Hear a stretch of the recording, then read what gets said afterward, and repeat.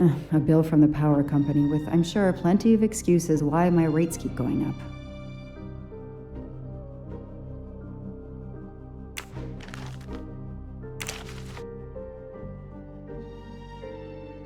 Travel. For the discriminating traveler. Also for the overworked detective who never seems to have time for vacation. Well, I can dream, can't I?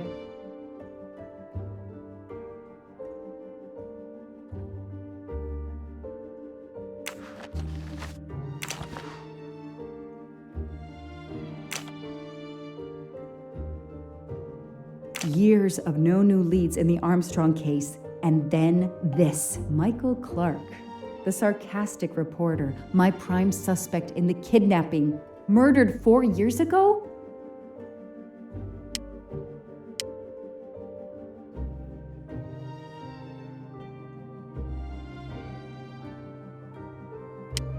This is Michael Clark? He doesn't look anything like the journalist I interviewed. Michael, you have earned a place on my evidence board.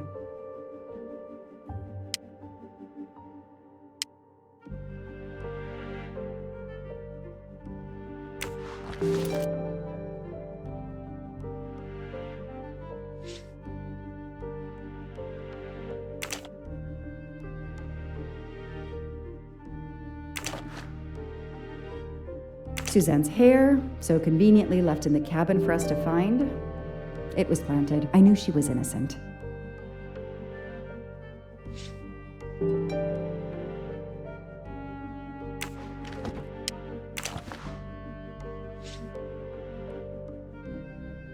The only fingerprints found on the bottle were Suzanne's.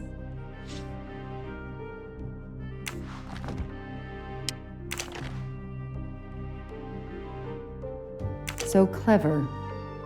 All that evidence, and yet no DNA found.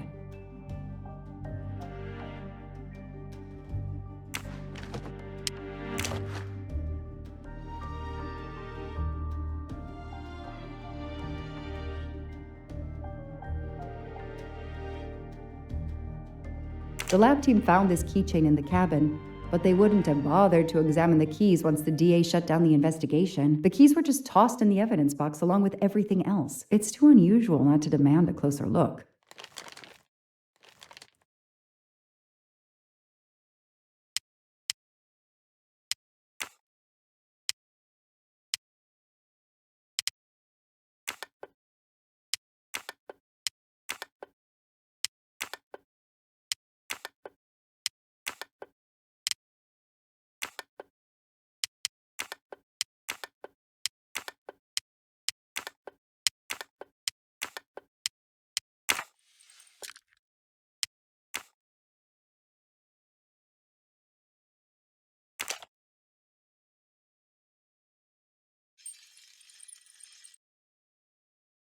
Key knife. They sell them on the internet for self-protection.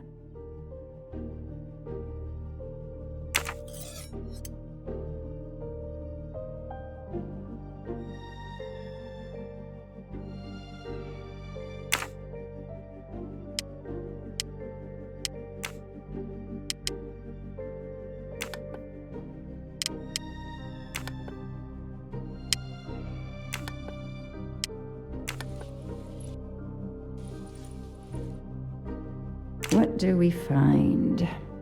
A capsule and a smell. Bitter almonds. Cyanide.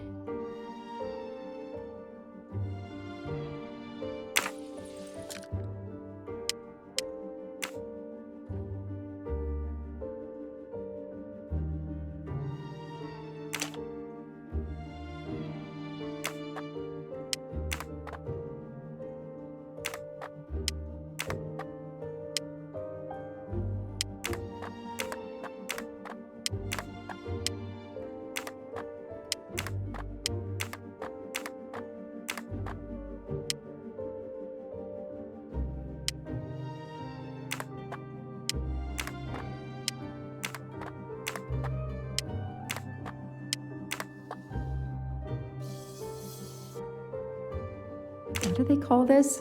Brass knuckles? Knuckle dusters? Illegal in Massachusetts. Possession alone can lead to serious jail time.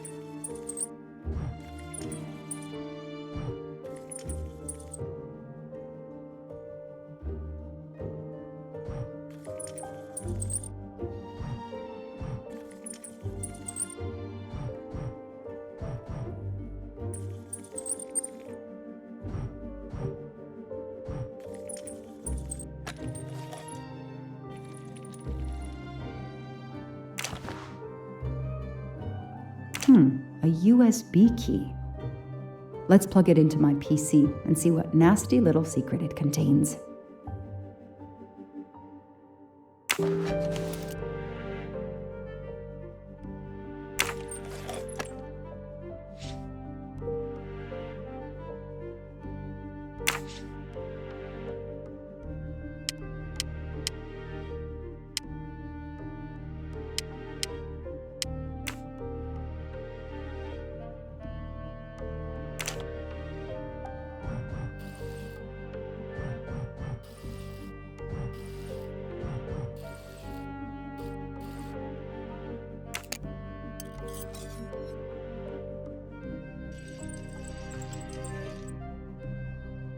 What do we have here? A flashlight. They can also conceal knives, but in this case we have lockpicks.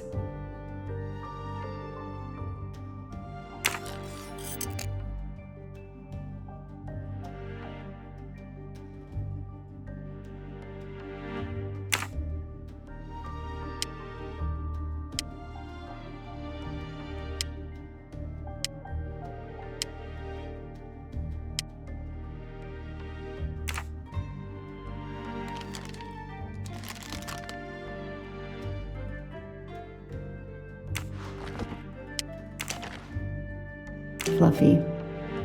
Daisy's plush toy.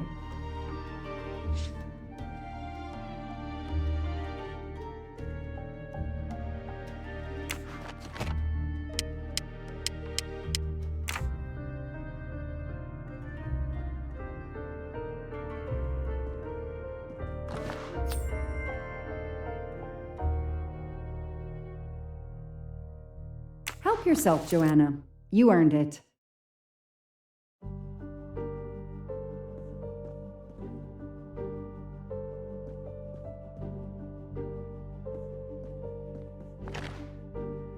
I've read it probably 10 times already, but I can't get enough of it.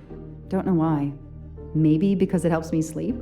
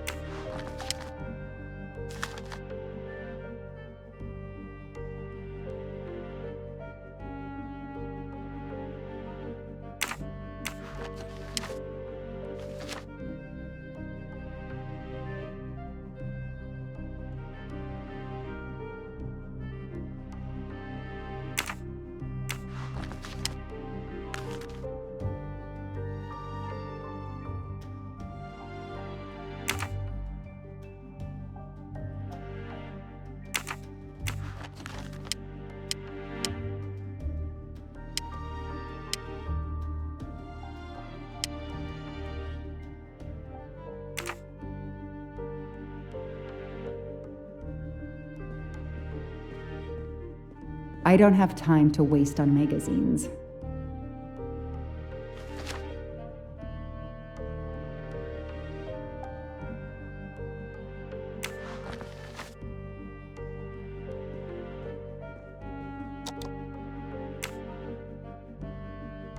Shaved off the Metro beard. But I'd recognize that smug bastard anywhere. The man I interviewed 4 years ago posing as Michael Clark. This goes on the board.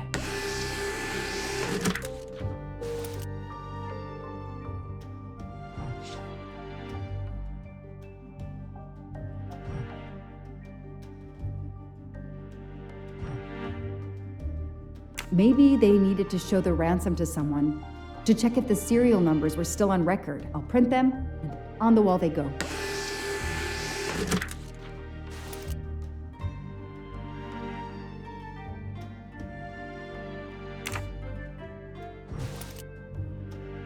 Absolutely nothing on this Cassetti. His driver's license is almost surely a fake.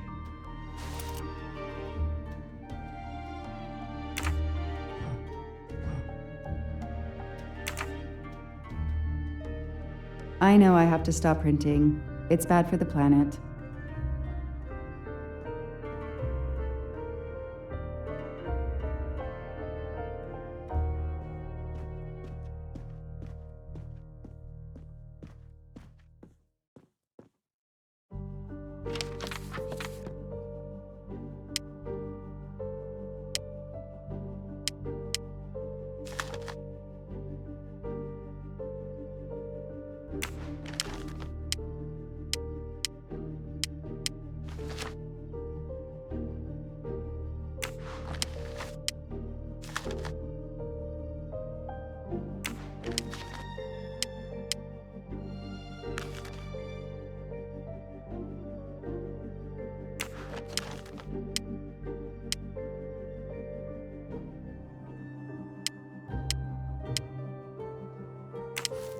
So, Ratchet's real name was Cassetti.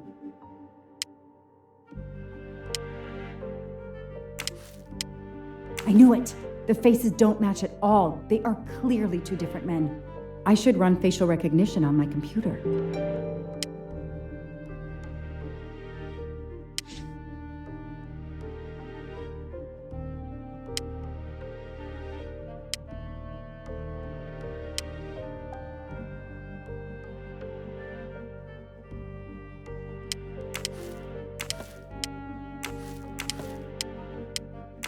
This tattoo is the same on both pictures.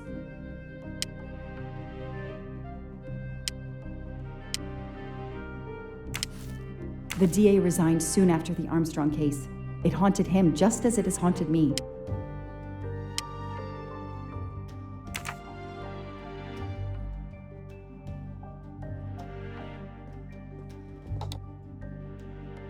Okay. The real Michael Clark has been dead for years. Let's see if the photo of the fake Michael Clark matches someone in the database of known criminals. I've tried this several times in the past few years, but came up empty. Maybe whoever he really is has finally made a mistake.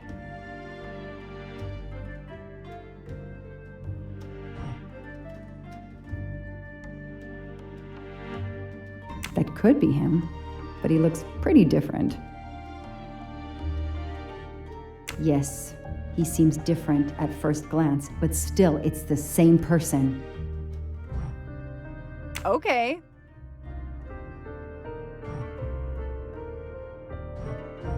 Nice.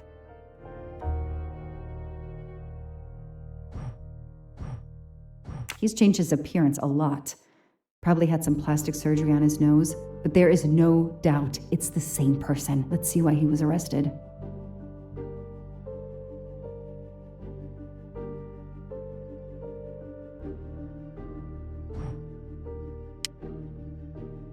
Mr. Ratchet, you didn't just steal statuettes. What recent information does the database have on you?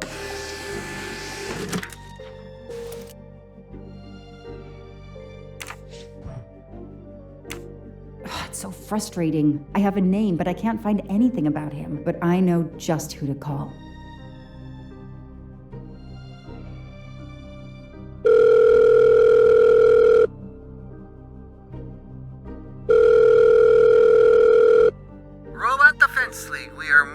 answering this call. Hello, Braid. Long time. Oh, Joanna. Hey, how may I assist you? I need you to search the dark web. Yeah, can you narrow that down a little? Cause, it's pretty big and pretty dark out here. Could you find intel about a Samuel Ratchet? Samuel Ratchet.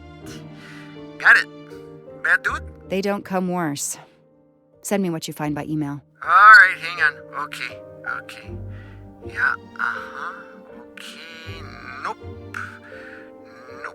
And... okay. Oh, this might be something. I gotta do a deeper dive, but you should find this interesting. Could be coincidence if I believed in them. Emailing details. Domo arigato, Mr. Roboto. We're here to save mankind. Oh, it's a cookbook.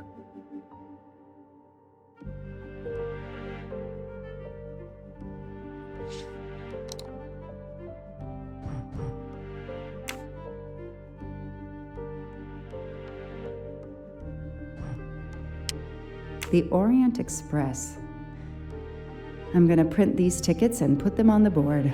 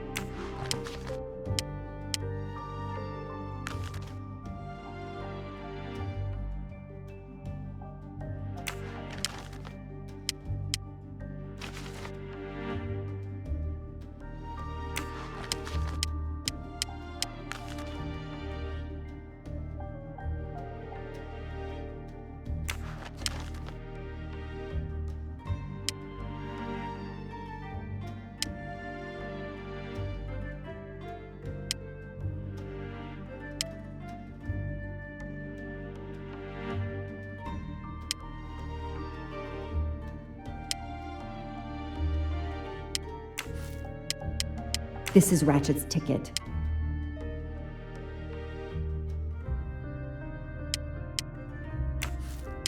As Ratchet is alive, the dead man can only be Noah.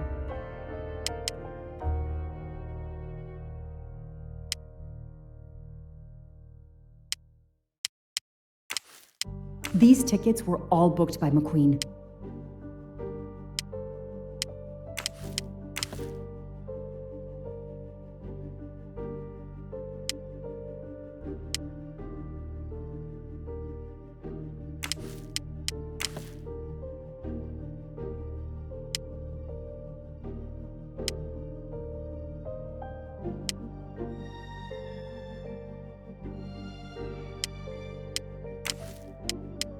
The person traveling with Ratchet has the same last name as my district attorney during the Armstrong case?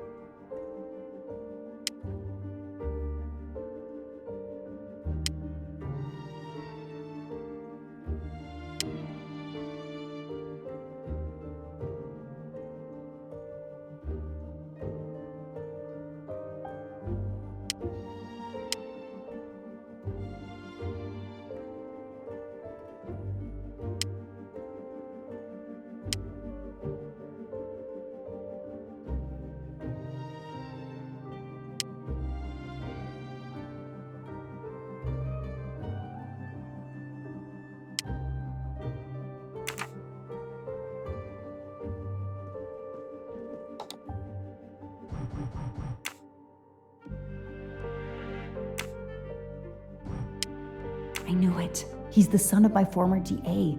He goes on the evidence board.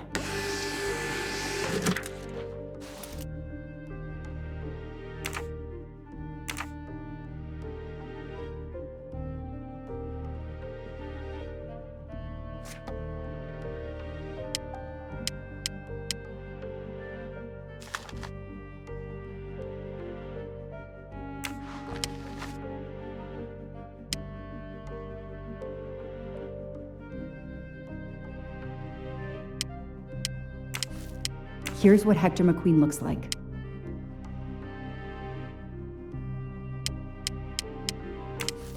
Hector McQueen is the son of District Attorney McQueen.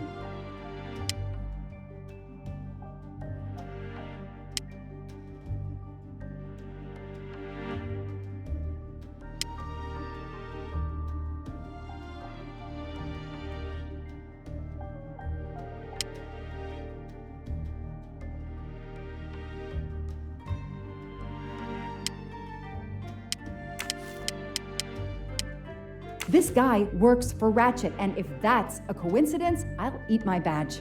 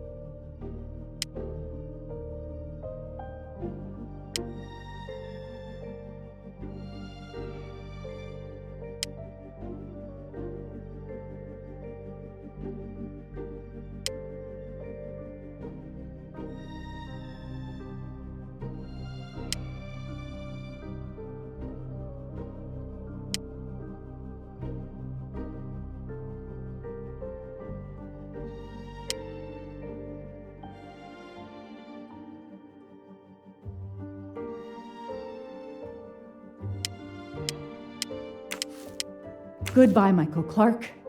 Hello, Samuel Ratchet, the man who stole your identity and your life.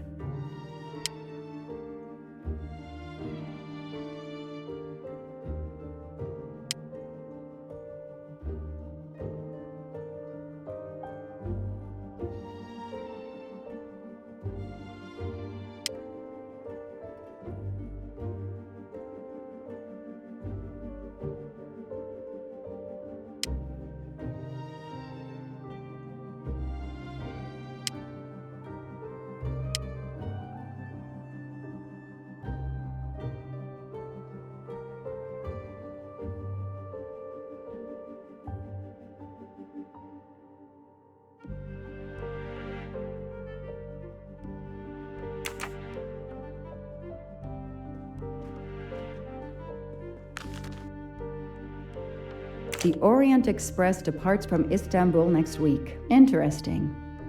I'll put it on the board.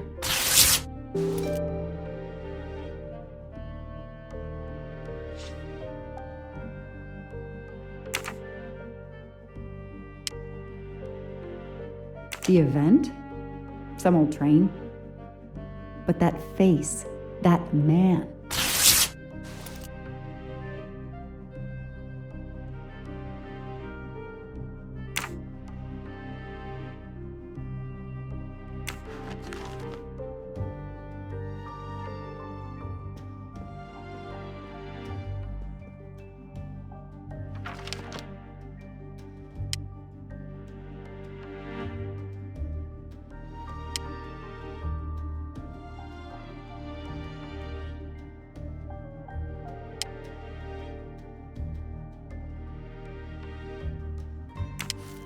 Next week, a certain Edward Masterman will be on the Orient Express.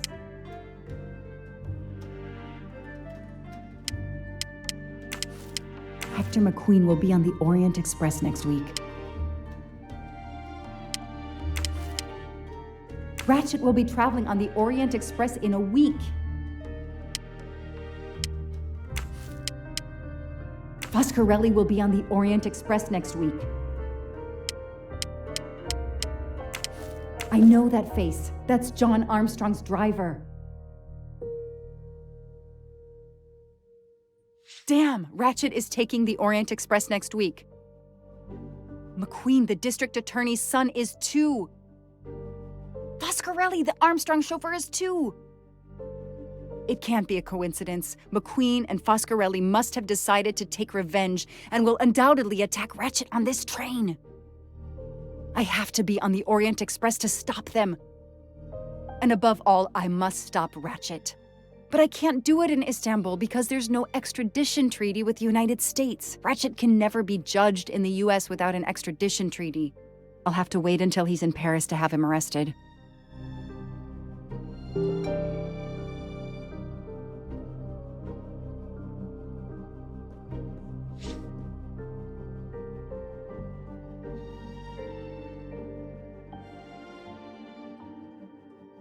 Every compartment is taken for this special anniversary journey. Oh, it's impossible to find a ticket. What can I do? Let's find out who's traveling on the Orient Express. Time to call Braid.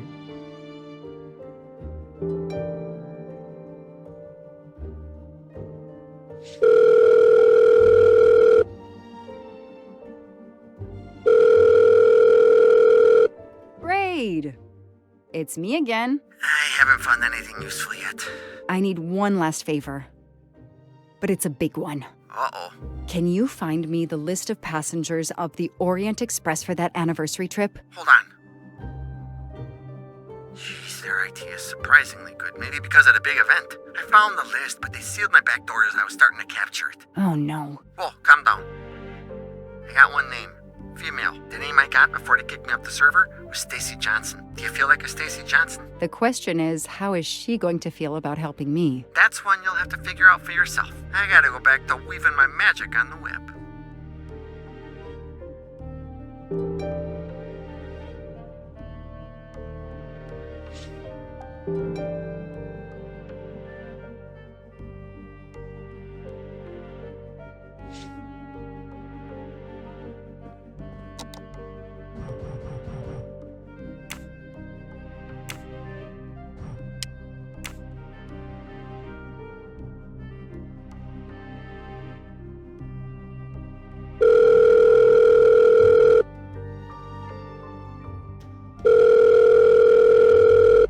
Hello, is this Stacy Johnson? Who's asking?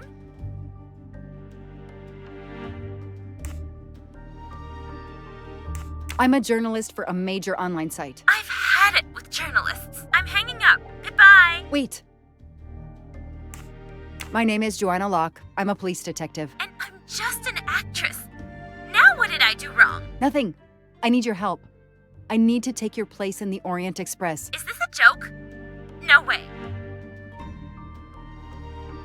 Do you remember the Armstrong kidnapping? Of course I do. That poor little girl. I'm a police officer. I have a new lead that may help me find her killer. Wait, didn't they prove it was the nanny? I have found compelling new evidence. I've reopened my investigation. You know, I had my doubts about the murderous nanny. I played a nanny a couple years ago in a slasher. I was killed in the first episode, but it got me interested in helping kids. Stacy, please, you say you help kids? Well, I joined a couple of associations who are trying to help underprivileged kids. If this little girl's real killer is still out there somewhere, I'd do anything I could to help. Getting me on that train will help more than you can imagine. So, you want my ticket for the Orient Express? But I booked it months ago. I was so much looking forward to this trip. I'll give you twice what you paid for the ticket. You think I care about the money? You still don't get it, do you? I'm hanging up. Goodbye. Wait. Stacy, I can tell you care about kids. Here's your chance to help put this beast in prison for the rest of his life. Think of the publicity for those causes you care about. Think about the kids. The kids? Yeah. All right. We'll do it for Daisy and the kids who suffer. I'll take care of changing the tickets to your name and send it to you. Get him. Make him pay. I will. Thank you so much.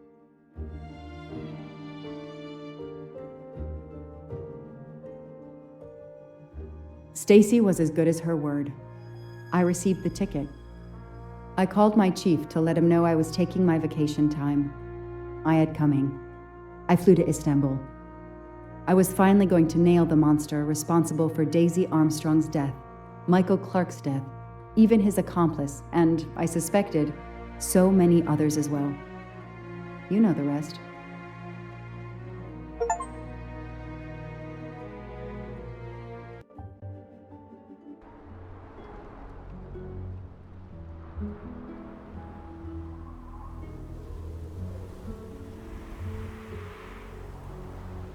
And that's how I found myself on this train. On Ratchet's trail. The rest, you know. My identity is easily checked with the Berkshire Police. Thank you for your detailed account, Mademoiselle Locke. In addition to giving us crucial details of the investigation, you have made it clear that there are many who might wish to see Ratchet dead.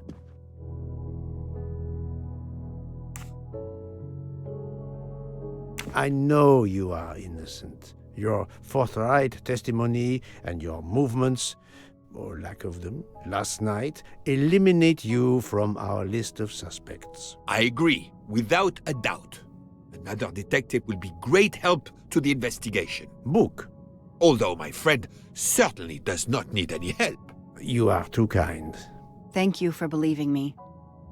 I'd like to help in any way I can. Do not worry, Mademoiselle Locke. Already I see things more clearly. It's obvious whoever drugged you was trying to derail your investigation. You mean the person who did this to me is Ratchet's killer? Both Monsieur Michel and Fraulein Schmidt had the means and opportunity to drug you. While you get your strength back, I intend to interview them. Excellent idea, my friend. All this excitement has whetted my appetite. I'm sure Mademoiselle Locke won't say no to a good, invigorating meal. What? No. I want to hear what the conductor and Fräulein Schmidt have to say for themselves. It is my duty to ensure the well-being of the passengers. If Dr. Constantine has no objection, I will escort you to the restaurant car. On the contrary, some food will do her the greatest good. Well, I'm still a little shaky. Mr. Poirot, will you please keep me informed about what you learn? You may be certain of it.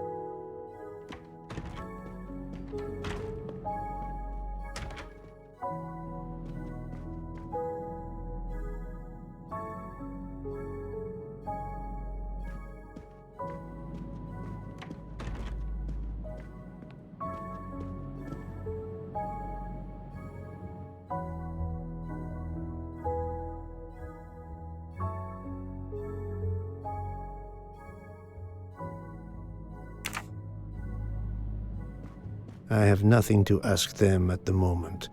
I should leave them alone.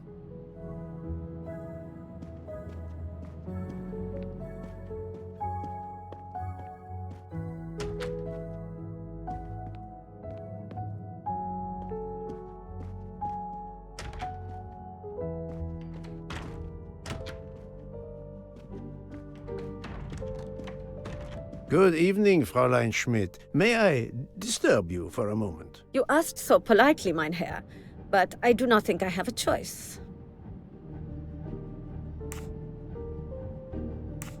I wanted to let you know that your roommate, Mademoiselle Locke, is awake. Ah, yes, I'm glad to hear that. I was worried about her. Did she tell you what had happened to her?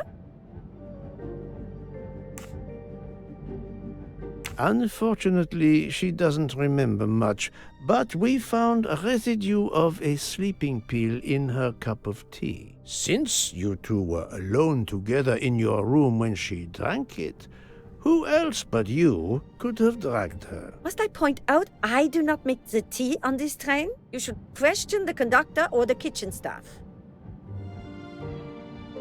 I know you have sleeping pills, Fräulein. I do have some. Do you think I'm the only person on this train who finds it difficult to sleep? I believe the Countess Andreni takes them. And I heard the Olsen woman thanking Mrs. Hubbard for a pill. That was aspirin. If you say so. Mademoiselle Locke could have died. Whoever drugged her must not feel any empathy for their fellow human beings, given the dose that Mademoiselle Locke ingested. She was close to death. Oh my God. What did I do? I didn't want to hurt her. Just have her sleep for a few hours while we had time. We? Time for what? Time for what, Madame Schmidt? You think I feel nothing? Nothing? That poor little girl. Indeed, that poor little girl. Fräulein Schmidt is somehow connected to the Armstrong case.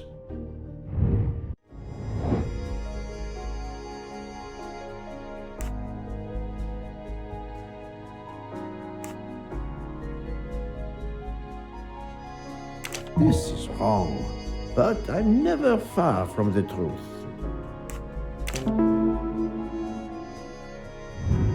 That was easy. Fräulein Schmidt, I have a certain reputation for sniffing out... I am not a murderer. Forgive me, but I was going to say brilliant chefs. You were the Armstrong family's cook, were you not? But yes, I was the cook of that lovely, lovely family. I'm sorry, but I must ask you to give me some time to collect myself. It wasn't supposed to be like this, my darling, my poor darling child. I will give you that time, Fräulein. You have given me much more in exchange. I must check in with my other suspects to make certain I have all the pieces of the puzzle in my possession.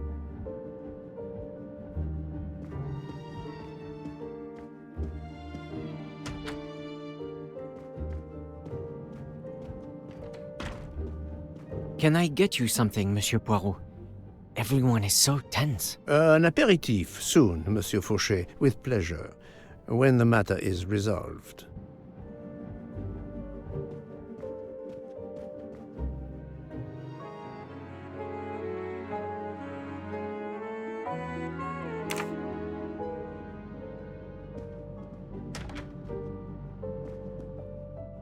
Jean, you've mixed everything up again. Oh, I can't find the coffee liqueur for tonight's dessert.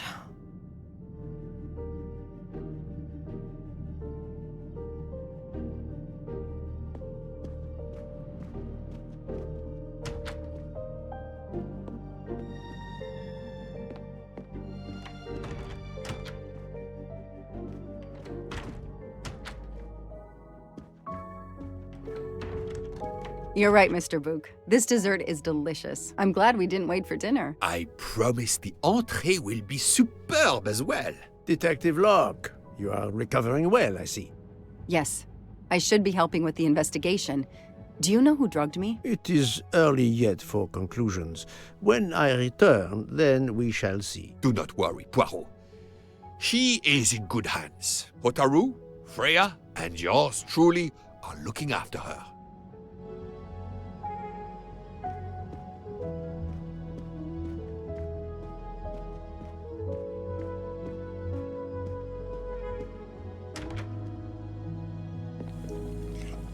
Not now! Not now! I have a dinner to prepare. Would you interrupt Michelangelo or Da Vinci?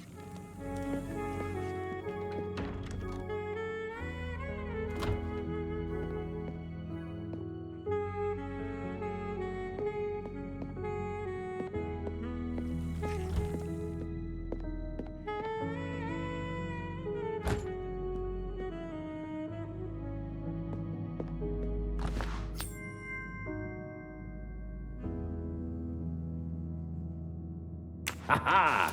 Golden moustache.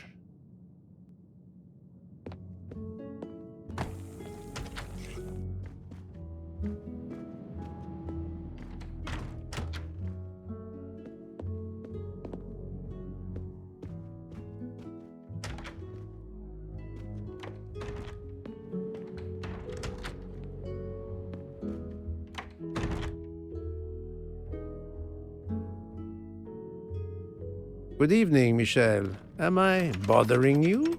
You seem stressed. With everything that's going on, I must admit, it's difficult to be relaxed. Of course, I understand. Especially since we know that Detective Locke's tea was drugged before it was served to her. Detective? Come now, Michel. Surely you would have taken the opportunity to search her things and found her badge. Luckily, she woke up and was finally able to tell us her story. Otaru boiled the water, Jean made the tea. I just brought it. Sir, it could have been any of the staff. Your defense is to accuse others?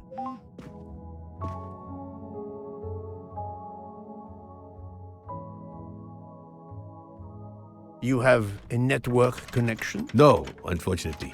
It's just an automatic reminder to pay my rent. I always forget, and my landlord complains. Pierre Michel had to be involved in the murder. The drugged tea, his post at the end of the hall, and now I know why I know more than one of those people on the screen.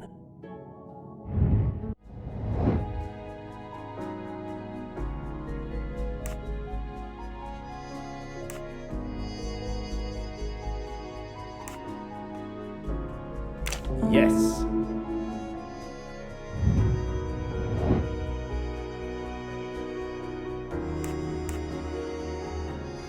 Well done.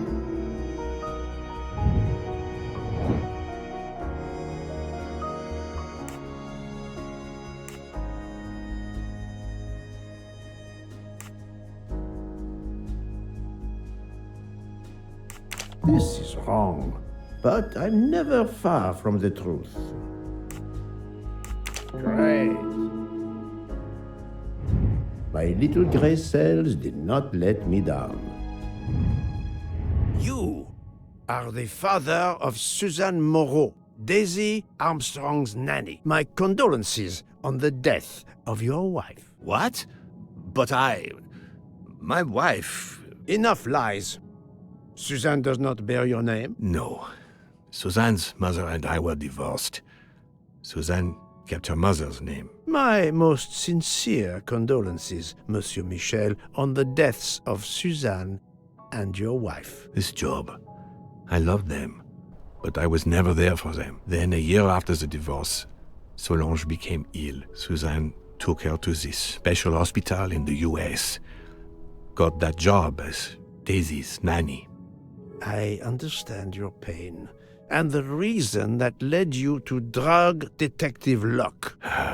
We really can't hide anything from you, can we?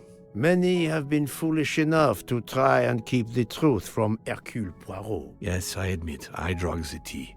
But it was only to keep her quiet, until I could... But she reacted so much to the sleeping pills. She was lucky, as are you, that she didn't die. To be frank, there is one more thing that puzzled me, but I think I understand now.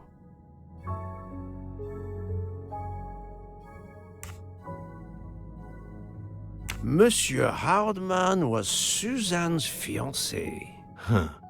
I have the impression my whole life to you is an open book. Yes, Cyrus was my daughter's fiancé. I almost consider Cyrus as my own son. Of course, much more is clear now. I have been patient long enough. It is time to go and see what all the commotion is next door.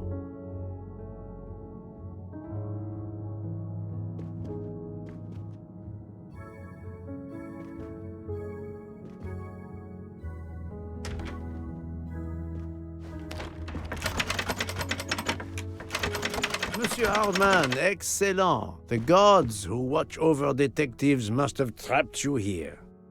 Why didn't they watch over me?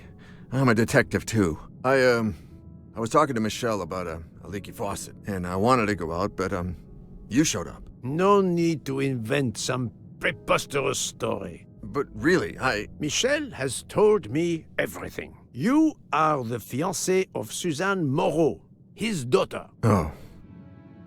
I see. Surely this is not a big surprise to you. No. Suzanne was the only woman I ever loved. and I failed her. We got into a spat. It was nothing, but I was too proud to apologize. We weren't speaking at all. Suzanne never really cared for that guy, Noah. She would have forgiven me. If only. If only. If only. A common refrain between lovers who quarrel. Obviously, Pierre Michel and Fräulein Schmidt both drugged Detective Locke's tea, causing the overdose. No wonder she had so much trouble waking up. Time to report my findings to her and Book.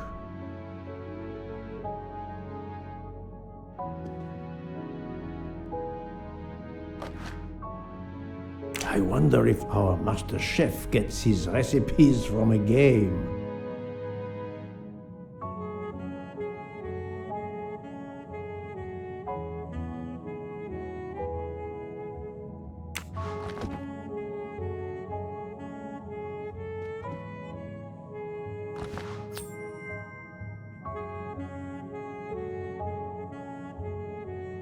Come to Poirot, my exquisitely sculpted friend.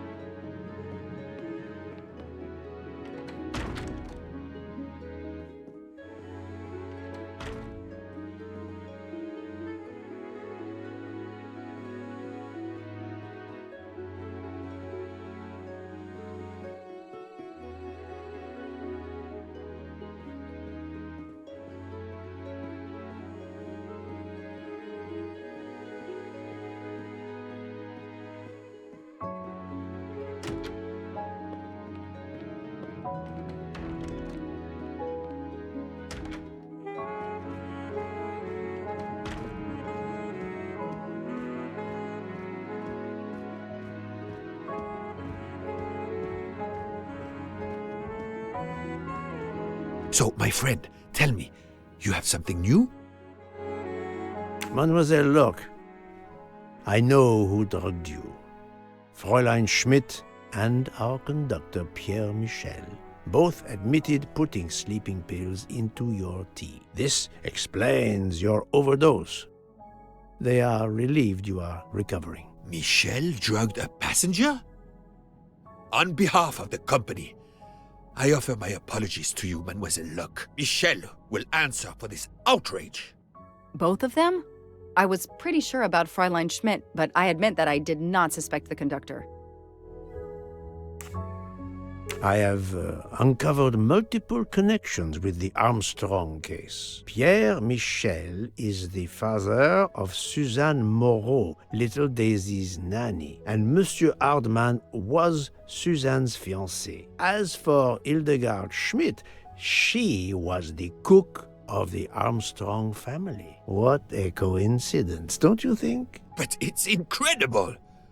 What are the odds that so many people linked to that tragic affair ended up on the same train? About the same as you winning the lottery, my friend. I wasn't the officer who interviewed Fräulein Schmidt back then, so she couldn't recognize me here on the train. How could they know who I was? There were other passengers who might have.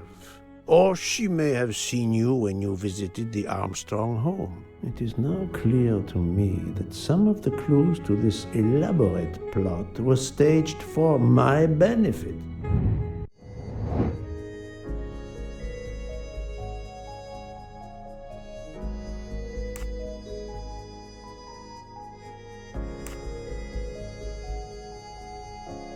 This is wrong, but I'm never far from the truth.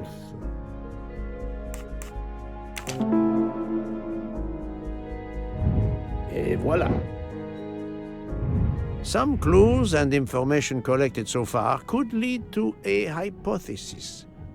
The murderer boarded the train in Vinkovsky, killed Ratchet, and then left the train immediately. How did you come to that possibility? Monsieur Hardman told me about a short man with a high-pitched voice who threatened Ratchet. Imagine for a moment that this man, wearing a wagon-lit conductor's jacket, killed him while Michel was on the platform at Vinkovsky. This murderer then hid the conductor's jacket in Detective Locke's room, then fled before the train left. Why choose Detective Locke's room? Why, indeed. Let me re-explain from the beginning.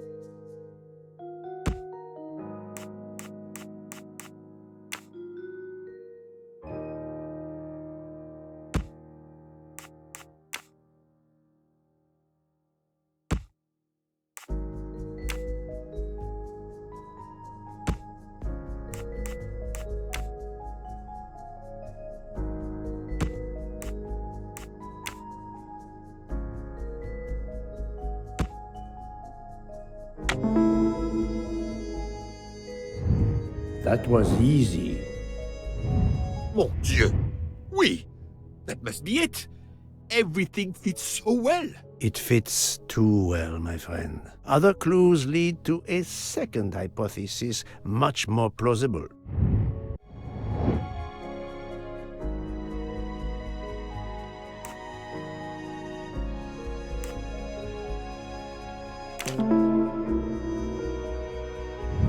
That's the right answer. So, we have multiple murderers, all related to the Armstrong case. The murderer from Winkowski was a fabrication to turn suspicion away from those on the train.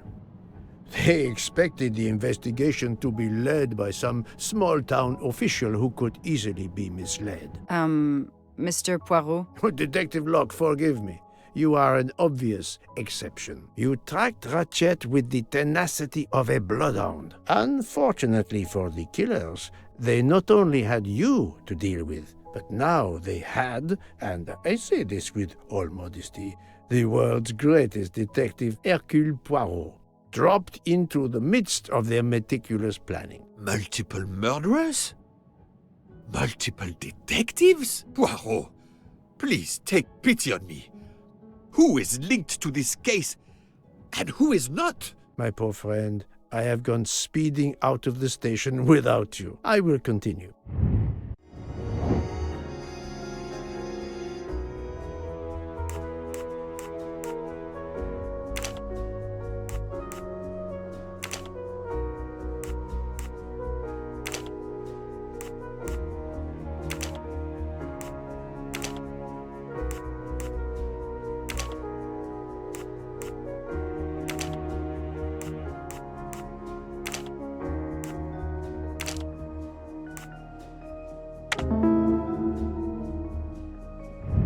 My little gray cells did not let me down.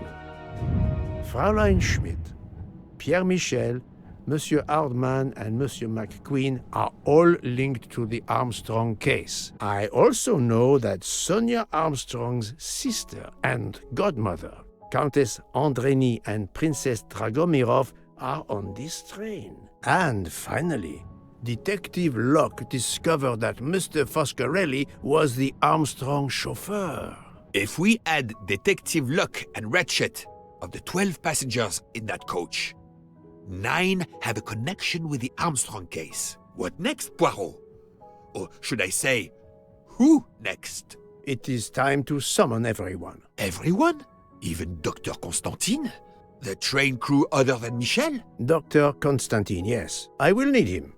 But we don't want the others as witnesses. I will see that their duties keep them occupied elsewhere. Excellent. I have always thought this moment in a case is much like Rodin unveiling the thinker before a captivated audience. A work of art. Have you not felt that way, Detective? No, Mr. Poirot. I'm happy just to slap the cuffs on him. Well, there is some artistry in that as well, I suppose. Where would you like the unveiling, Poirot? The lounge? Perfect. Then I will gather all the passengers in the lounge.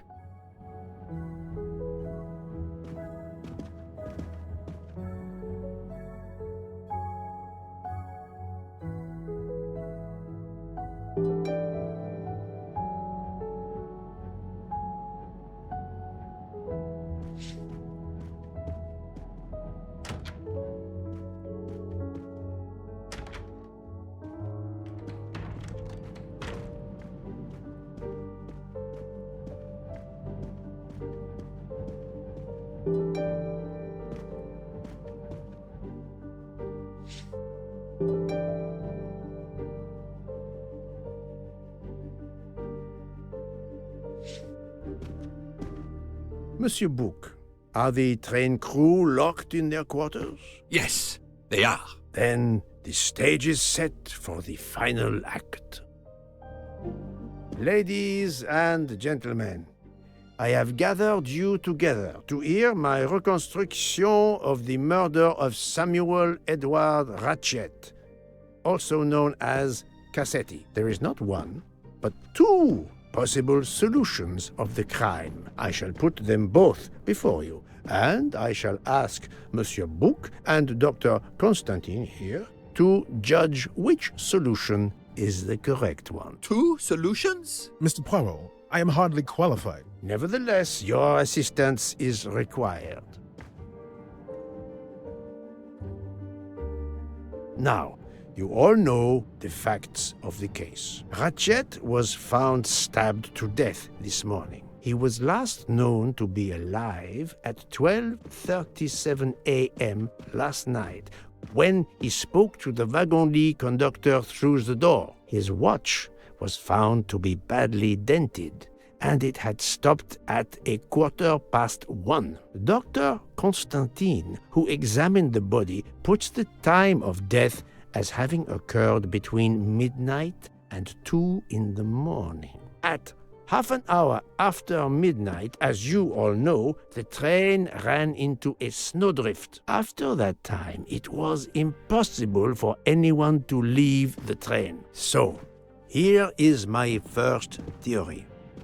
The enemy, as Ratchet expected, joined the train at Vinkovsky by the door left open by Captain Arbuthnot and Monsieur McQueen, who had just descended to the platform. He was equipped with a wagon-lit jacket, which he wore over his ordinary clothes, and a pass key which enabled him to gain access to Ratchet's compartment in spite of the doors being locked. Ratchet was under the influence of a sleeping draught. This man stabbed him with great ferocity, 12 wounds in all. He left the compartment through the communicating door to Madame Hubbard's compartment. Yes, that's so. Scared me half out of my wits. The murderer thrust the dagger he had used into Mrs. Hubbard's handbag in passing.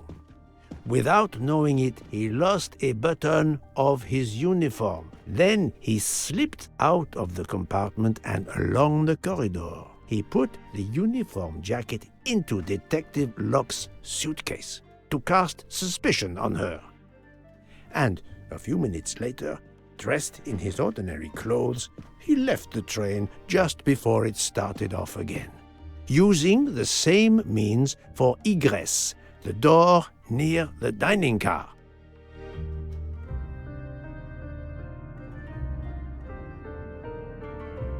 That is the first hypothesis.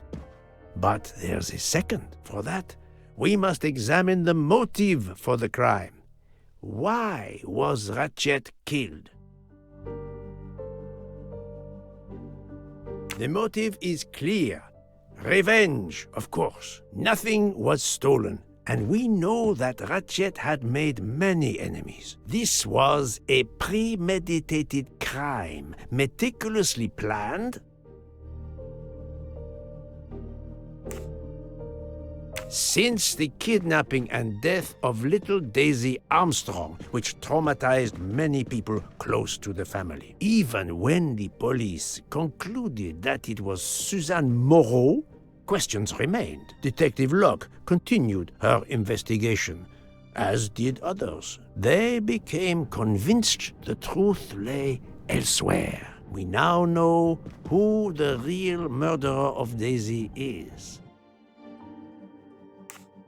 It is clear now that Daisy's killer was Ratchet, also known as Cassetti and Michael Clark and how many other names. But of course, many of you have known this for a long time. It is obvious that the 12 stab wounds are not a random number. Dr. Constantine's analysis revealed that some stab wounds appeared to have been caused by a right-handed attacker.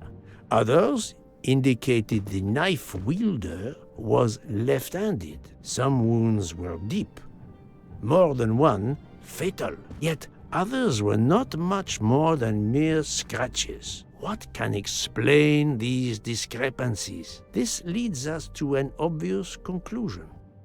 They are symbolic.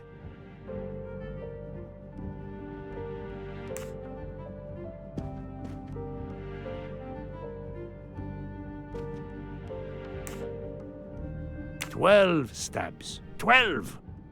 The same number as a trial jury in the United States. But not just a jury of 12 members condemning him to death, but 12 executioners as well. This self-appointed jury had meticulously planned for everything except Snow. snow. The avalanche that stopped us, as well as the presence of not one but 2 detectives on the train. They had to improvise, to hastily add clues and false leads.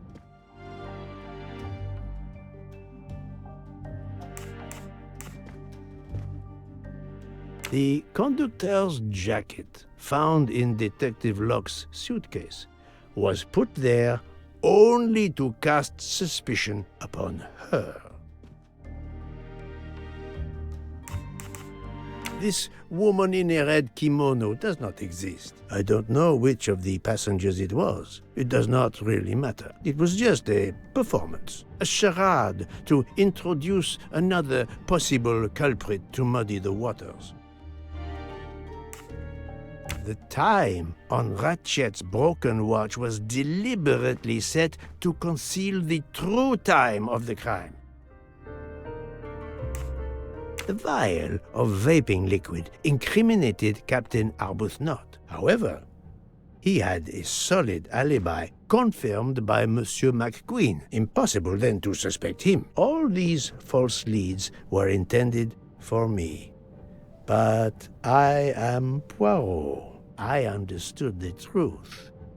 We have a train full of suspects. It's time to identify who the real culprits are. Let's start with Detective Locke.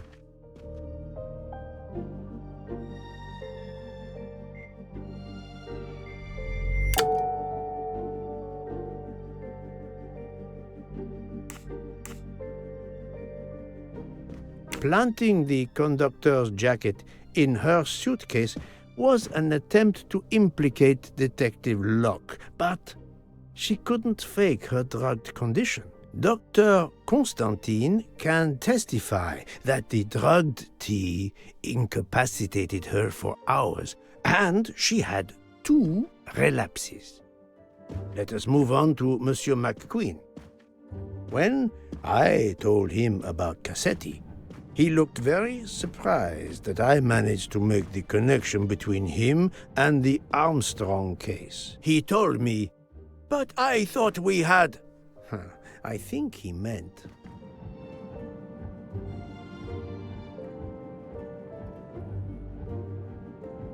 You thought you didn't leave any real clues linking the murder to the Armstrong kidnapping. Moreover, you insisted that Ratchet did not speak French when you knew I had heard a voice calling out in French that was supposed to be Ratchet.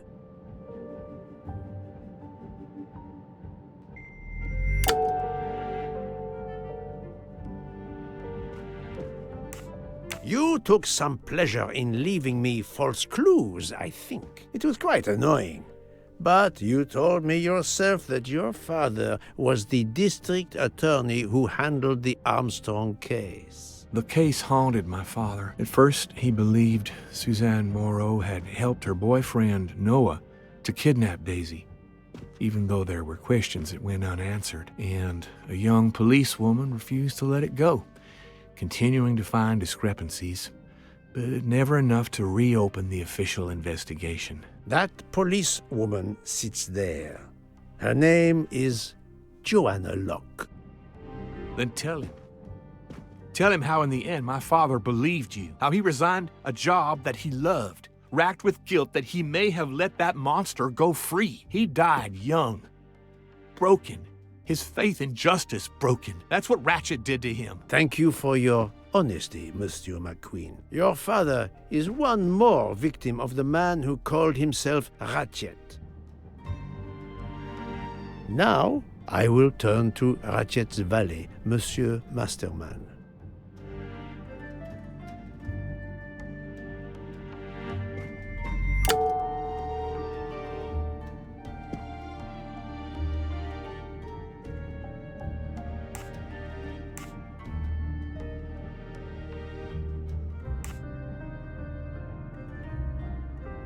Ratchet sensed danger close to him and naturally wanted to stay awake. You gave him sleeping pills without his knowledge. Once he was sound asleep, you could do what you had to do in peace.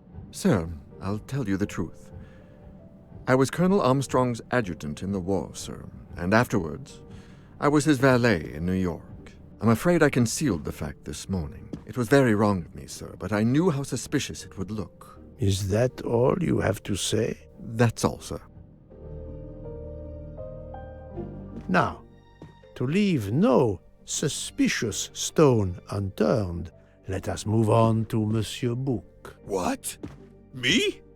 A suspicious stone?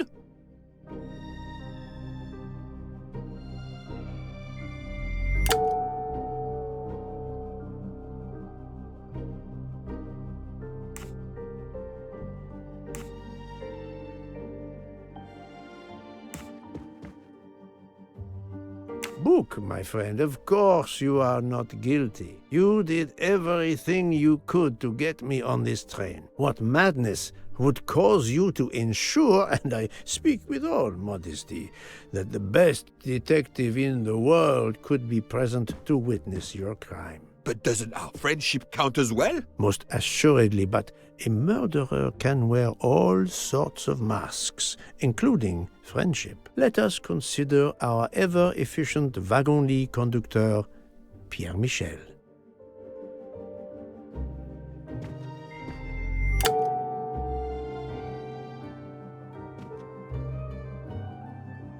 Your admission that you drugged Detective Locke immediately incriminates you. But the murder could not have been possible without your very capable assistance. Your knowledge of train procedures made the murder possible, and your position in the corridor of the train allowed you to be the perfect alibi for several passengers.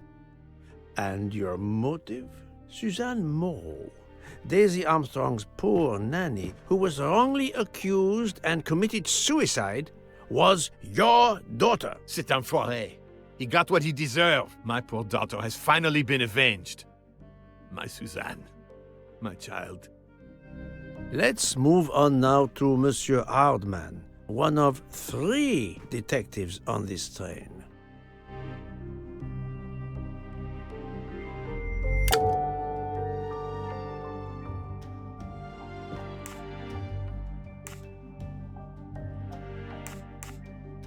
Monsieur Hardman, I think you are a real detective, but you were never hired by Ratchet. Your alibi was that you were watching the corridor to protect Ratchet, which, of course, you never did. You protected Pierre Michel. However, we just saw that his alibi doesn't hold up, so neither does yours. I don't know about the conductor. Being Suzanne's fiancé, you had a substantial motive to punish Ratchet. You used your detective skills, just as Detective Locke did, to hunt him down and finally avenge the death of your beloved. That's right, Mr. Poirot. I do have some detective skills. I never doubted it. Now, Fraulein Schmidt, the lady's maid with the soul of a cook.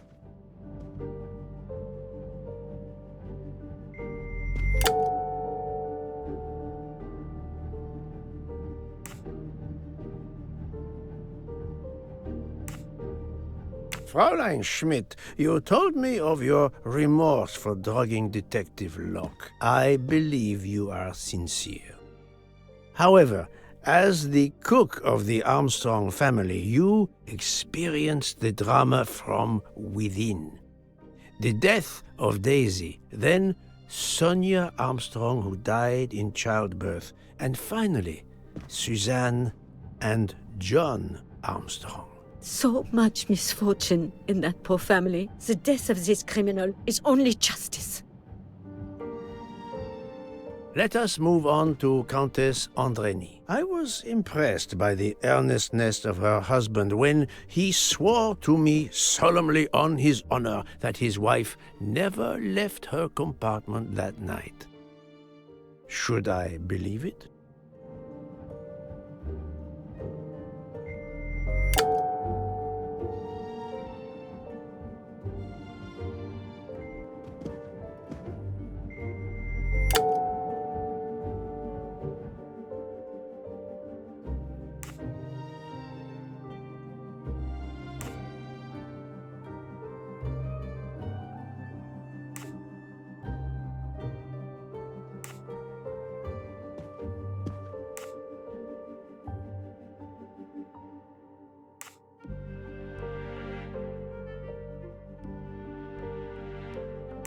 Countess Andreni, being Sonia Armstrong's sister, you had every reason in the world to want to avenge her.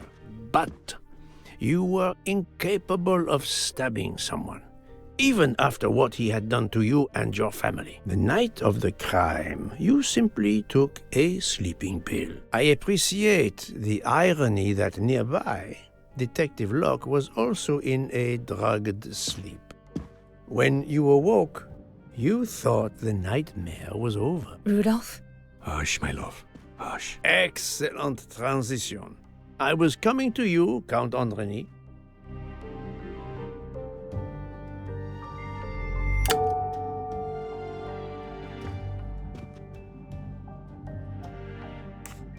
"12 people, a jury.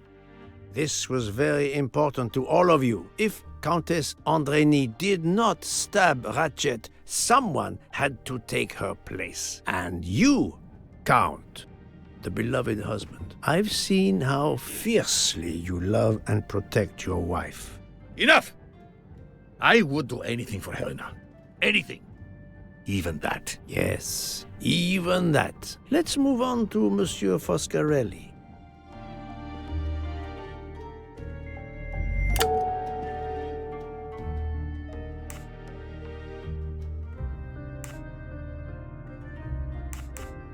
Detective Locke found out that you were the Armstrong chauffeur, and that you planned to travel on the same train at the same time as Ratchet. That is what made her decide to obtain a ticket as well. Unfortunately, she could not prevent the murder.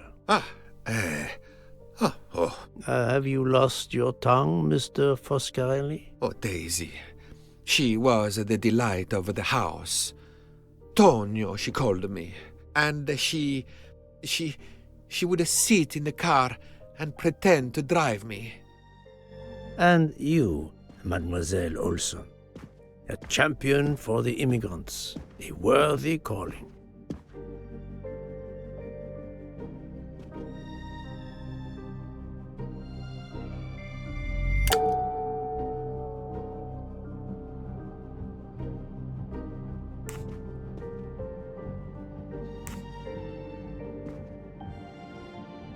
Mademoiselle Olson, you supported Madame Hubbard's story about her connecting door latch, a story that I later demonstrated to be impossible. So, you deliberately lied to me, and you also lied about Mademoiselle Debenham's whereabouts. Enough! I can't take this anymore! I know what you want from me, Mr. Poirot. Very well. Here it is. She was my little Daisy, my angel, so patient. When I patched a scrape or took her temperature, that was my job.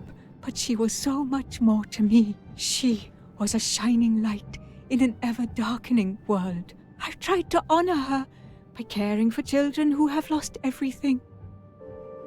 Thank you, Mademoiselle Olsen. You too shed light on your part in this mystery.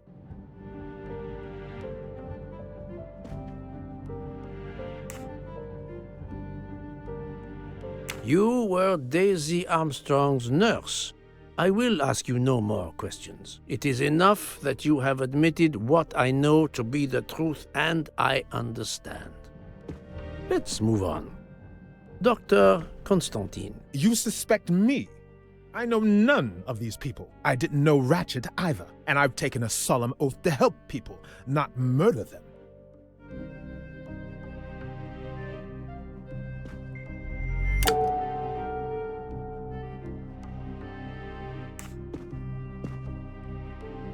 You are one of the few people in this room not to have any connection with the Armstrong case. Moreover, your alibi is confirmed by Monsieur Bouc, whom I would trust with my life. That is very kindly said, my friend. We now come to Mademoiselle Debenham and Captain Arbuthnot, whose relationship was not in doubt from the moment I inspected your room at the hotel. You have a bloody nerve. Indeed, I do. We're getting married. Congratulations. But I would rather talk about your relationship to John Armstrong.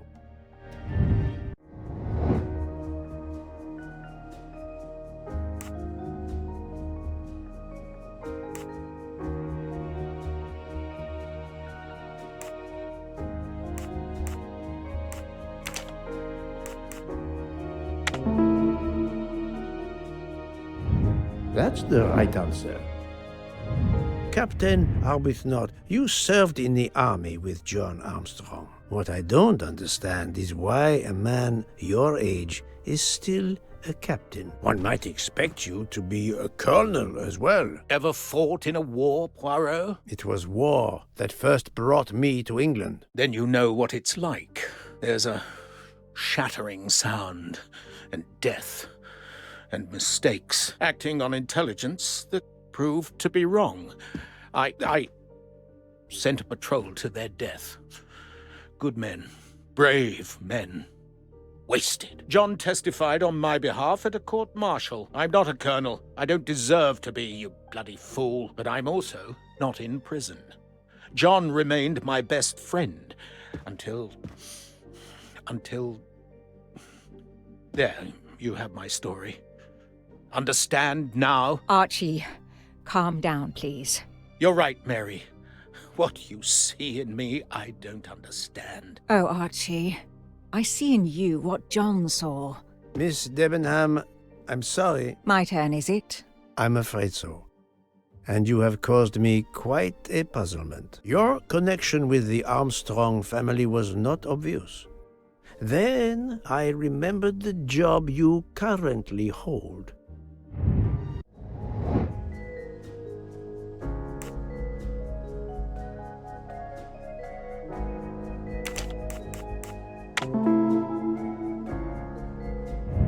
Et voilà.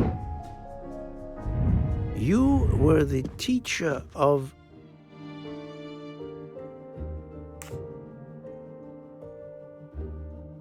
You were the teacher of Helena Andrény, whose maiden name was Helena Goldenberg before she married Count Andrény. Yes, absolutely. Why lie to you? She was an excellent student. Captain Arbuthnot.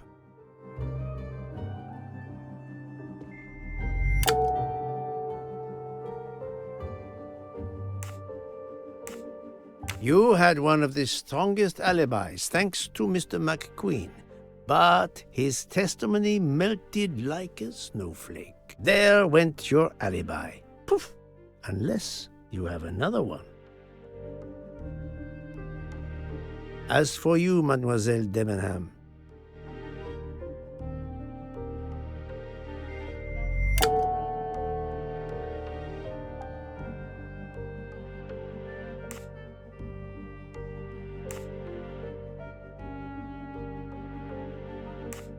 Mademoiselle Olsen was the only one who could confirm your alibi. I think you know where you stand. Very good, Mr. Poirot.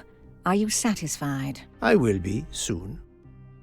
Now I must turn to Sonia Armstrong's godmother, Princess Dragomirov.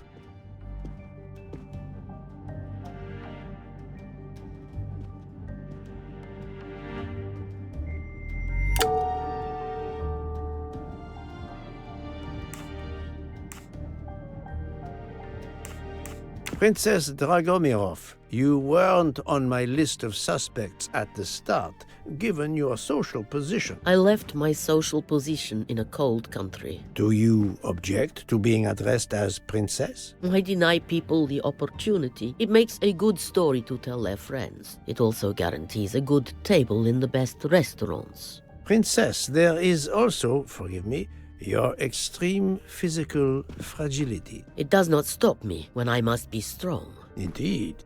Of more importance, though, is the fact that you're the only left-handed person on the train. And the single blow to Ratchet from a left-handed person was very, forgive me, weak.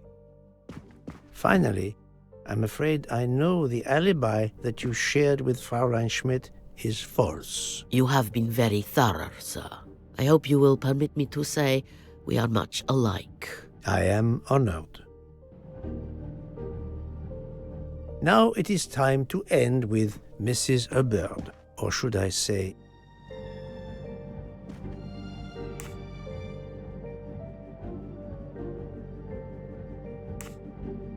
Linda Arden. If Princess Dragomirov hadn't told me about her relationship with this famous actress, I might not have made the connection. But you are a great actress, madame. Your performance as a flighty, self-involved woman was superb. I never would have guessed something entirely different. As for what ties you to the Armstrong family, it is obvious.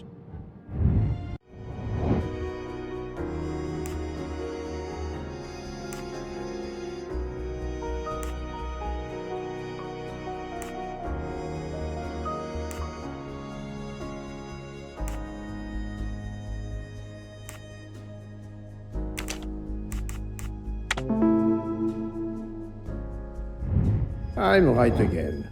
That happens to me a lot. Mrs. Hubbard, you are the mother of Sonia Armstrong and Mrs. Andreni.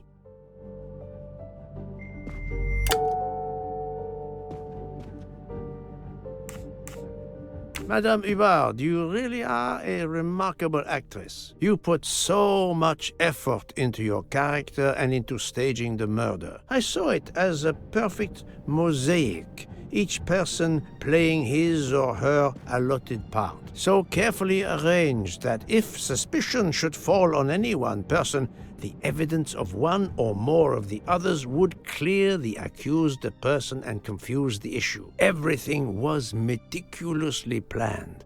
But you hadn't expected that Detective Locke and I would be on this train, and the avalanche would block it on the night of the murder. You had to improvise. But again, improvisation would be another of your skills as an actress. So you came up with the story that the latch on the door that communicated with Ratchet's compartment was hidden by the handbag. I always fancied myself in comedy parts. That slip about the sponge bag was silly. Shows you should always rehearse properly. You know all about it, Mr. Poirot. You're a very wonderful man, but even you can't quite imagine what it was like. That awful day, I was just crazy with grief.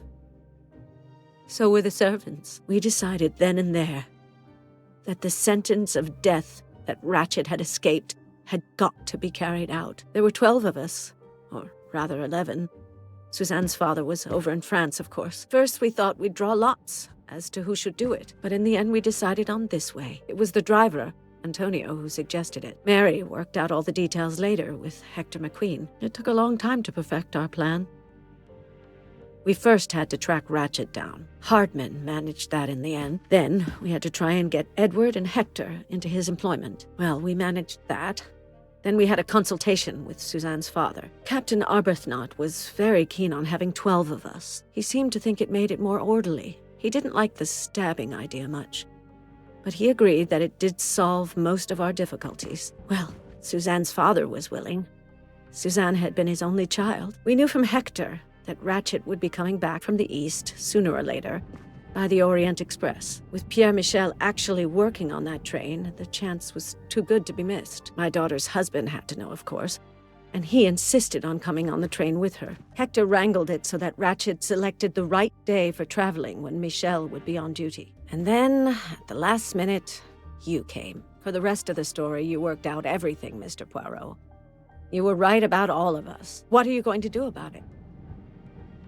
If it must all come out, can't you lay the blame upon me, and me only? I would have stabbed that man 12 times willingly. It wasn't only that he was responsible for my daughter's death, and her child's, and that of the other child who might have been alive and happy now. It was more than that. There had been other children kidnapped before Daisy, and there might be others in the future. Society had condemned him. We were only carrying out the sentence, but it's unnecessary to bring all these others into it, all these good, faithful souls. You are a director of the company, Monsieur Bouc. What do you say?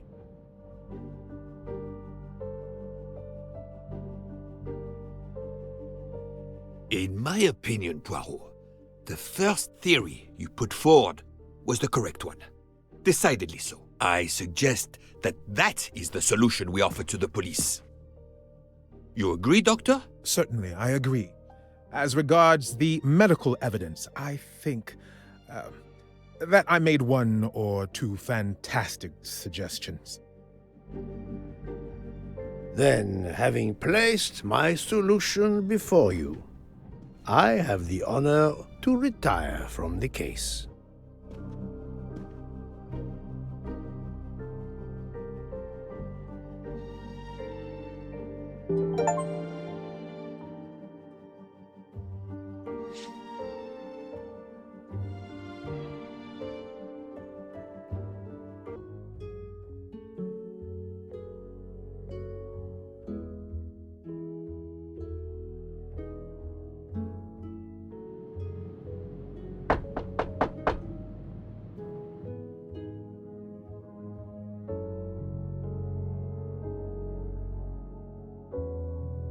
I'm sorry to wake you up in the middle of the night, Poirot, but it couldn't wait. There was a detail that bothered me in my preliminary autopsy of Ratchet's body. I went back to examine the body and I discovered a wound covered by another. The blow I hadn't seen was delivered by a thinner, sharper blade. So there were not 12, but 13 stab wounds. 12 stabs for 12 jurors. It doesn't work with 13 wounds. The symmetry is destroyed. It can't be one of the culprits who stabbed him twice? Doctor, a different knife was used. There is only one explanation. Somehow, some way, there is a 13th murderer on this train. We must tell Bouc. The case is not solved.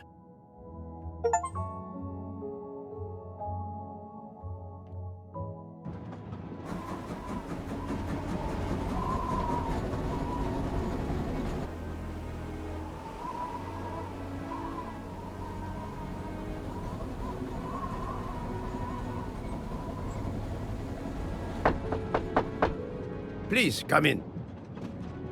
Ah, Bouc.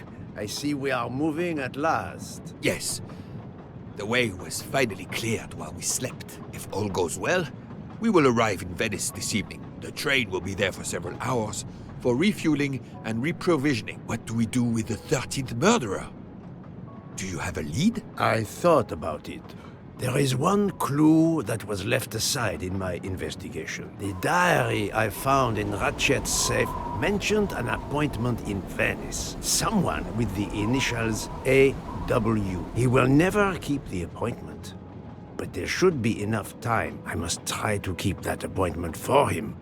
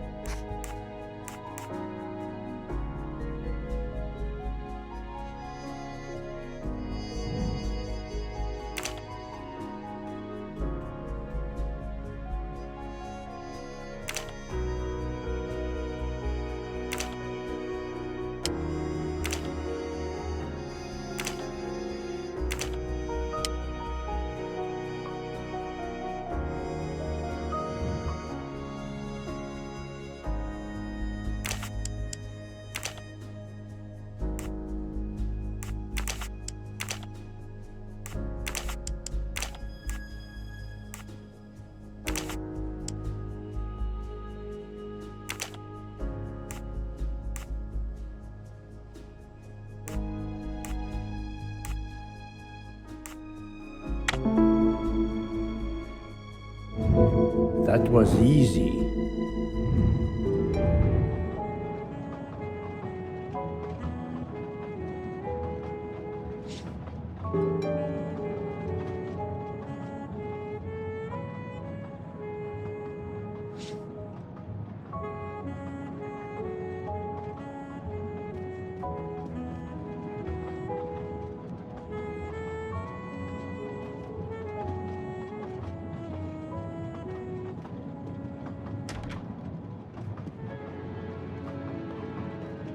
I don't have time for small talk.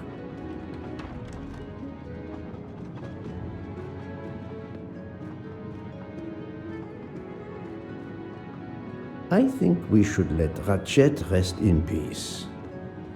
How would it look to the police if I asked a suspected murderer for help?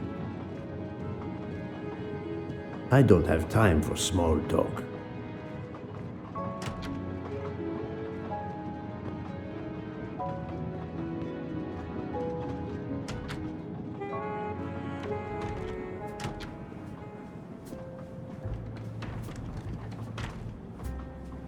Doctor, a moment. Have you made arrangements for Ratchet's body? Yes, it will be collected by the Italian authorities when we reach Venice. The autopsy will be performed there. However, there is something odd. Oh? Since the train is French, jurisdiction must be shared. When I told them you were already on the scene, they have both agreed to support your investigation until we reach Paris. Ratchet's compartment will be sealed until we arrive there. All of those who conspired to kill Ratchet are to be confined to the train until then as well. So, thanks to you, I am the rope in a tug-of-war between two countries. Oh, but I thought you would want to be in charge. And isn't it odd we continue on our journey with a trainload of people that police consider potential murderers? Calm yourself, Doctor. It is not the first time I find myself in the middle. And to be honest, I welcome the chance to see this case through. It is fast becoming one of the most challenging of my career. So, my dear book, how does our journey progress? We are well on our way to Venice. All of our passengers are locked in their rooms by order of the authorities. I watch them when they want to stretch their legs, like the captain there behind you. I see that you have the situation well in hand. Would you be able to accompany me to Venice to follow a lead? I'm honored you asked me, my friend. I would have loved to help you. But I have to manage the situation here. I must make sure no one gets off the train in Venice and that Ratchet's body is transferred.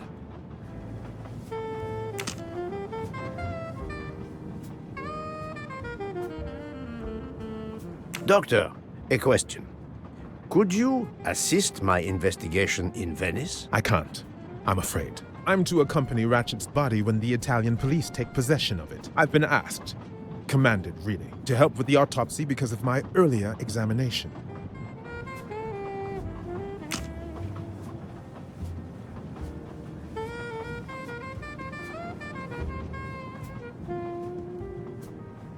I'm not going to ask a murderer to help me catch himself.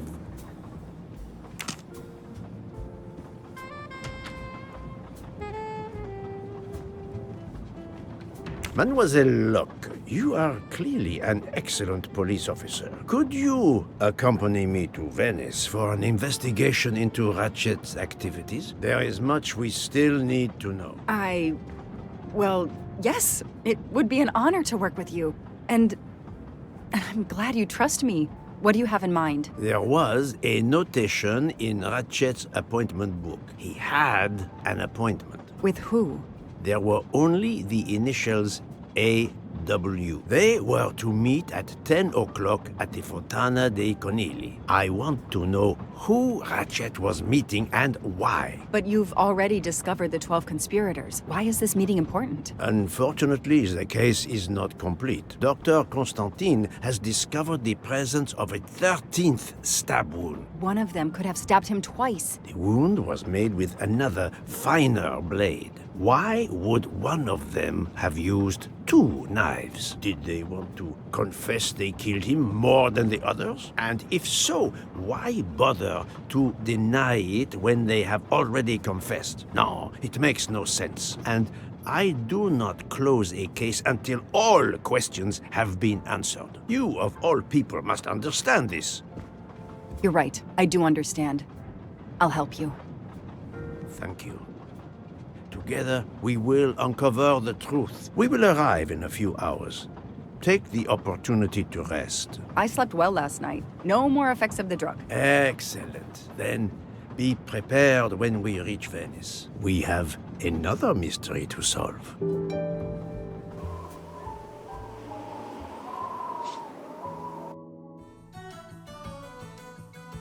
This is the 3rd embarking dock, and no gondoliers available at all.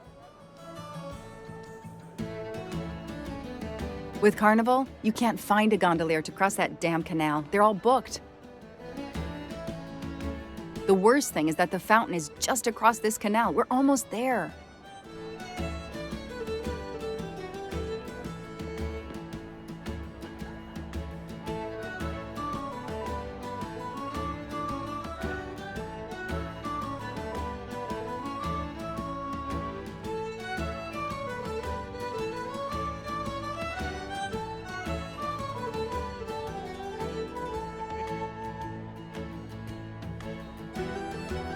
I see a gondolier just over there.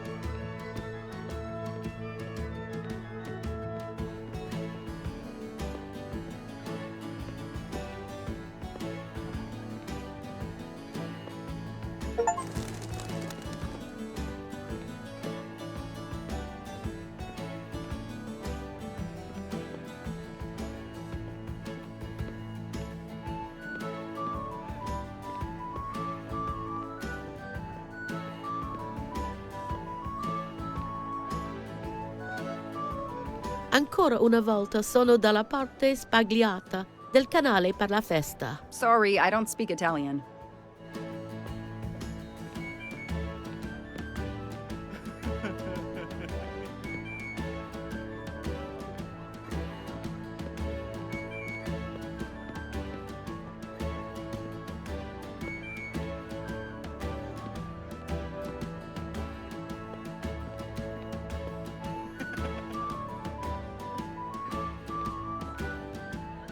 Every carnival, my friends and I mask, and every carnival, we lose one another.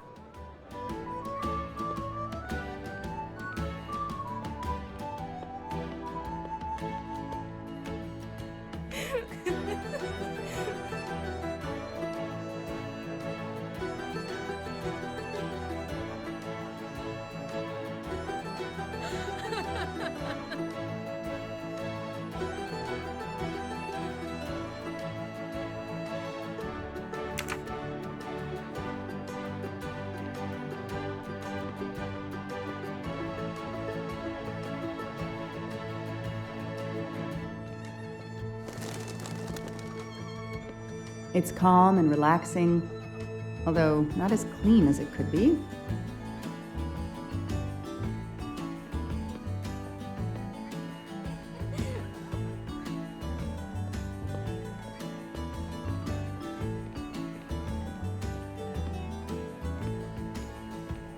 I am sure this little problem will pose no challenge to you.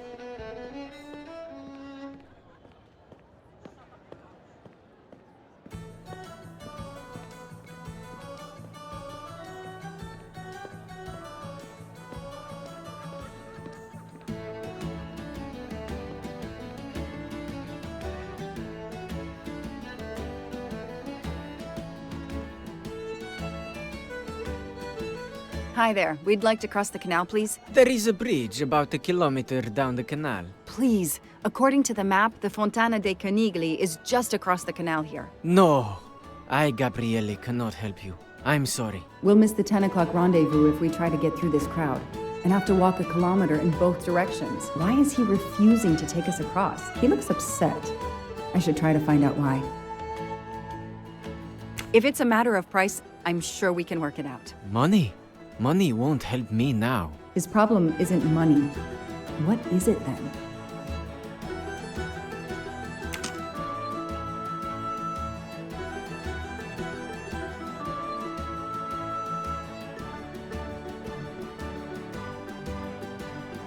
You have my full confidence, mademoiselle.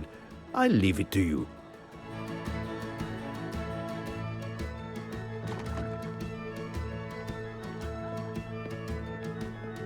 It's impossible to find a gondolier during Carnival.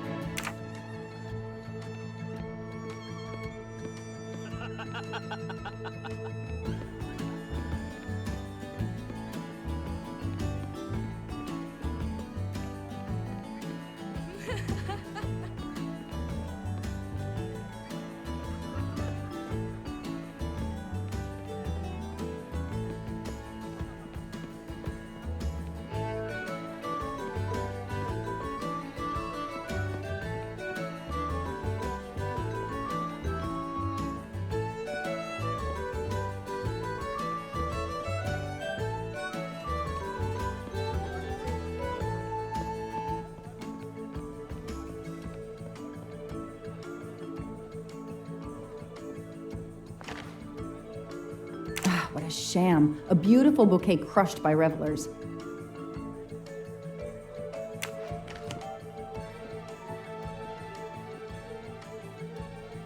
Bella Chiara, the beautiful Chiara.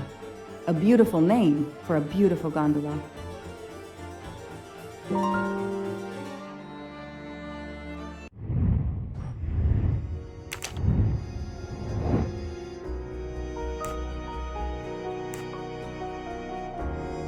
I don't need Mr. Poirot to tell me I'm wrong. Nice one.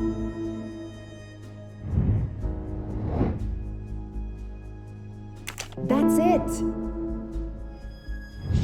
That is a great detective job.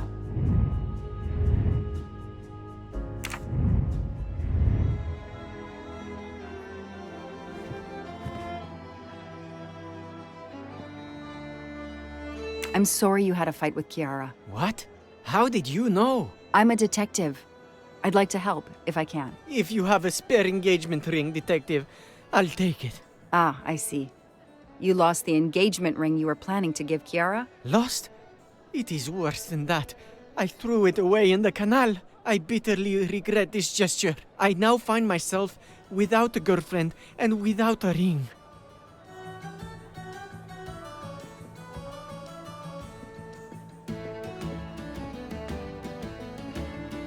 If we find the ring, maybe the gondolier will take us across. You are right. There is not much time. I will help you.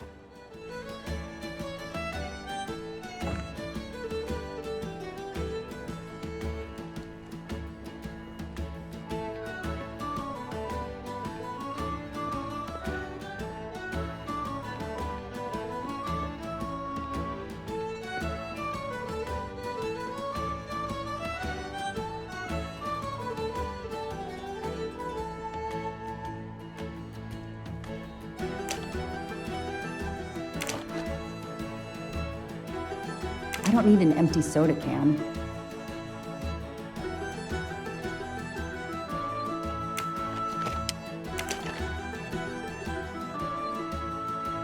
There are too many plastic bottles in the world.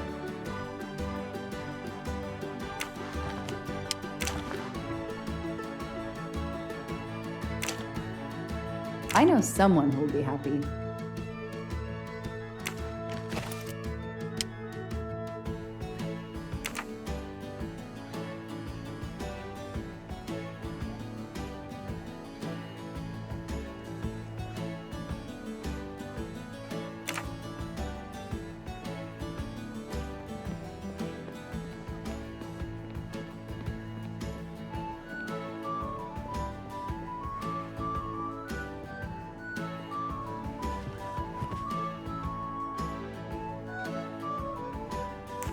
Excuse me. I believe I have something that belongs to you. Mamma mia, grazie mille, signorina. With this, I can now win my Chiara's heart again. I know it. How to thank you? My friend and I need to get to the other side. We have a very important date at the Fontana di Conigli. Ah, yes. The rabbit fountain. Of course, I'll take you across. Then I will call Chiara. Hopefully, she will forgive me. I'm sure she will. Well done, Detective Locke.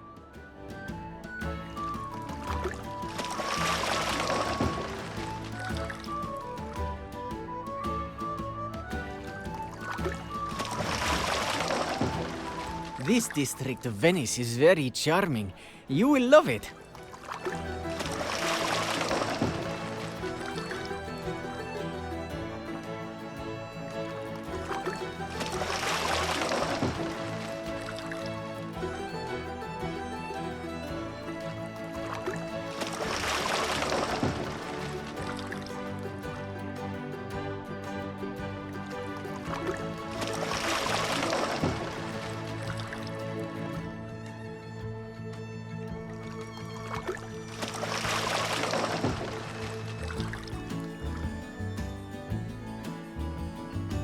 If it's not too much to ask, can you wait for us until we return? Yes, no worries. I can call Chiara from here. To find the fountain, walk along the quay on the left, then cross the bridge and you are there. You cannot miss it. Got it. Thank you. Thank you, Signorina. You have made me the happiest gondolier in Venice. Yes, I assure you, I found your ring!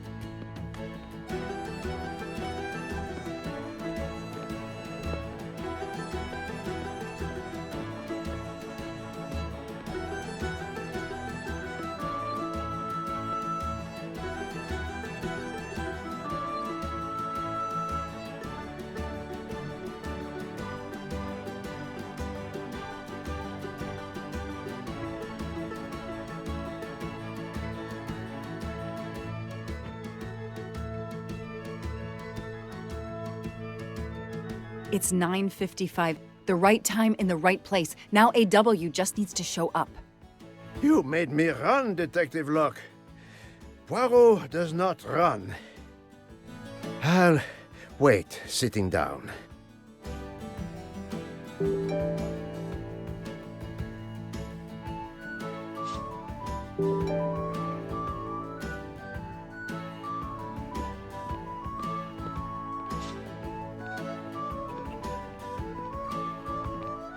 Did you have an appointment here at the fountain? Yes, to party.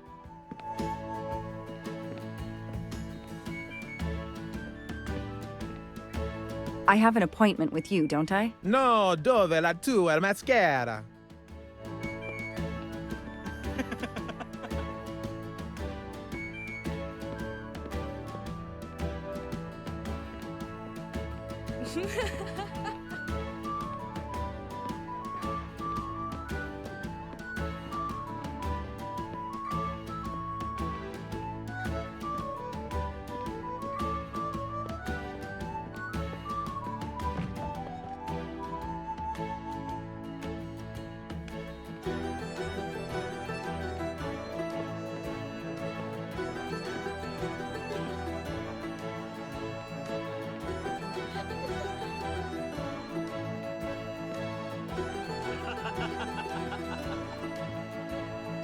We have an appointment, I believe? I don't think so.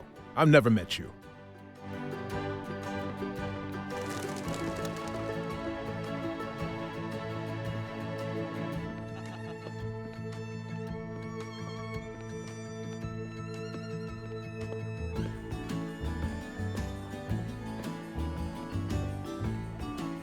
I have an appointment with you, don't I? No, dove la tua maschera?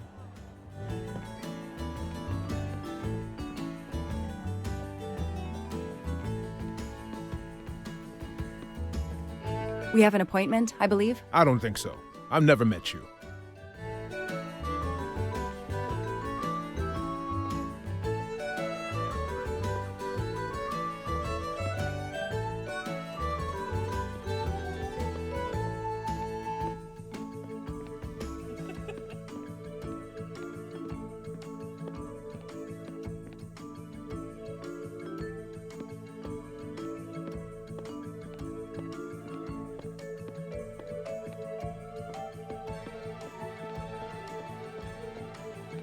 Did you have an appointment here at the fountain? Yes, to party.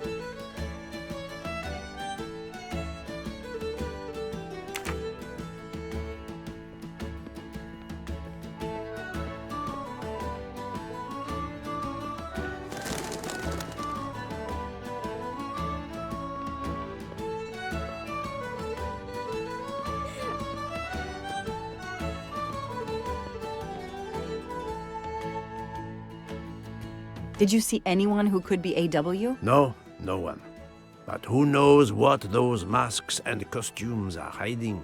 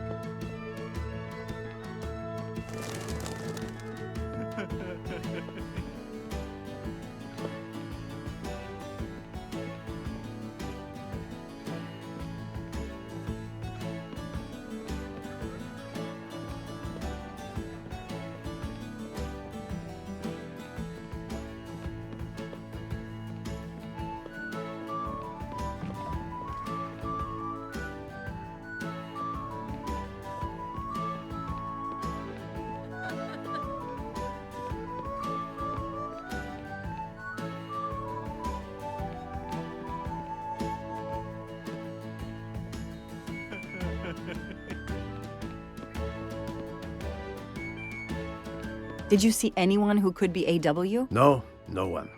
But who knows what those masks and costumes are hiding?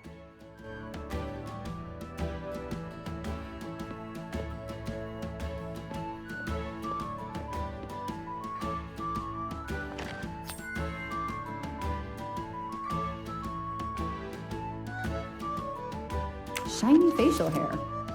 The good news is that it's gold.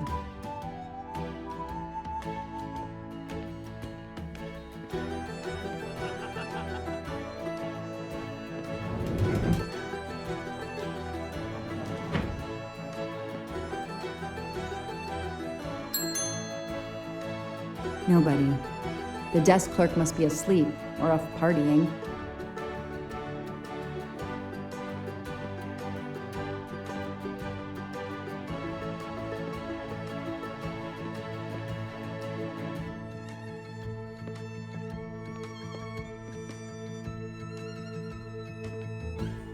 If there's no one to help me, they won't mind if I help myself.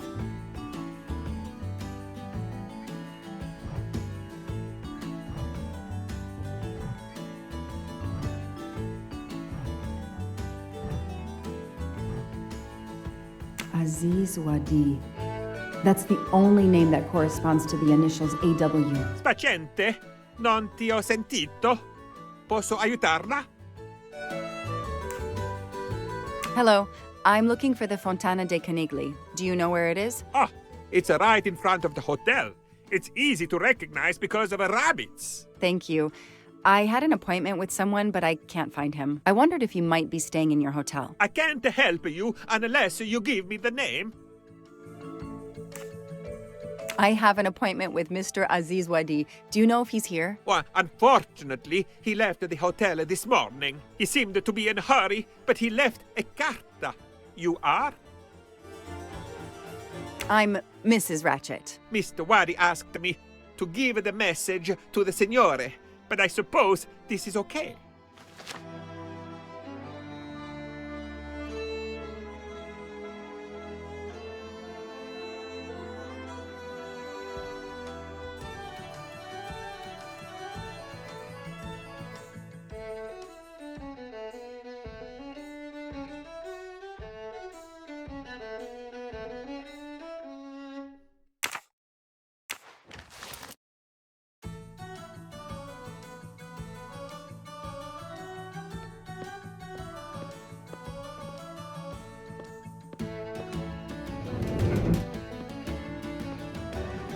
So, mademoiselle, was our mysterious AW here? No, but I managed to get his name, Aziz Wadi, and a letter he wrote for Ratchet. It seems to be a kind of riddle rhyme. Let me see.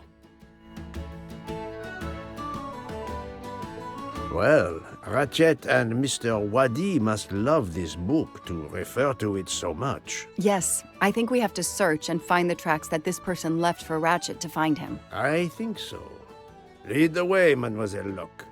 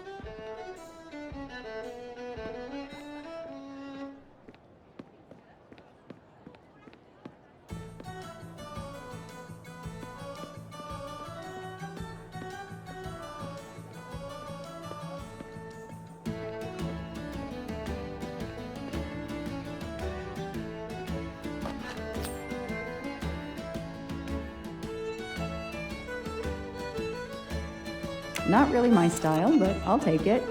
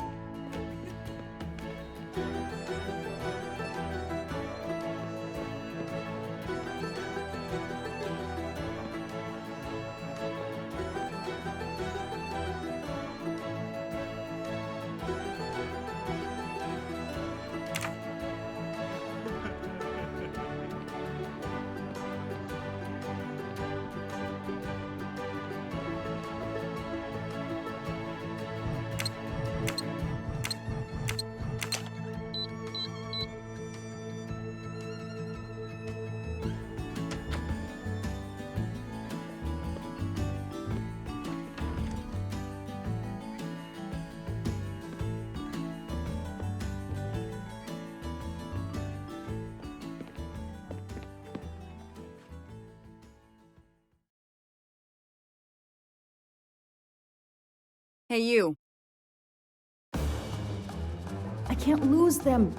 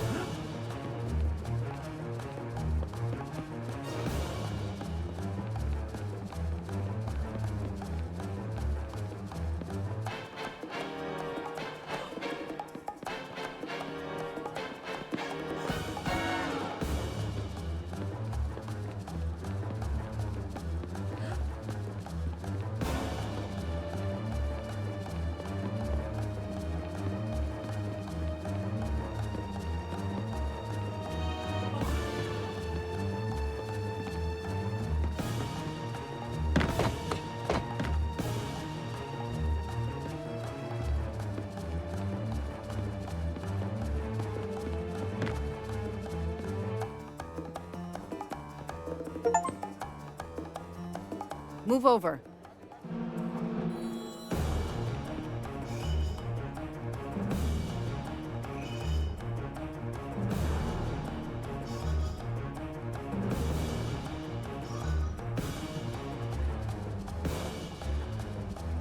Too many! Too many masks! The murderer could be standing there watching me and laughing.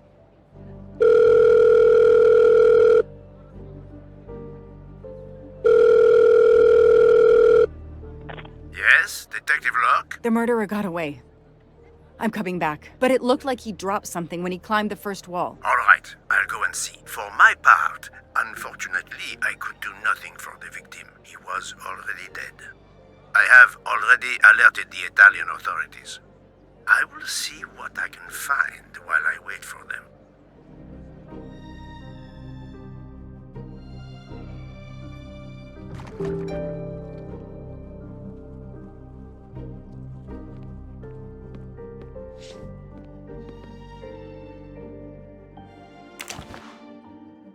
A pair of women's glasses. Was Ratchet planning a new identity?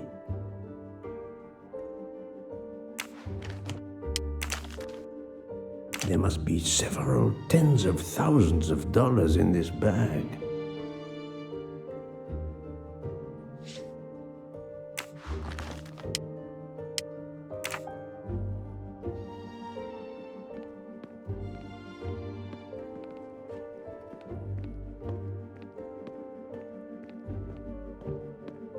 The victim was stabbed. Apparently the method of choice in this case.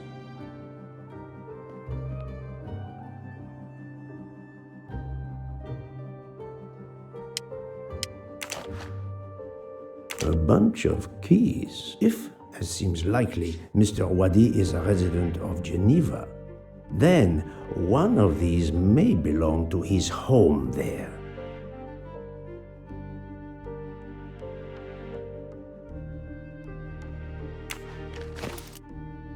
Various clothes in his suitcase. Mr. Wadi was obviously planning to leave this city.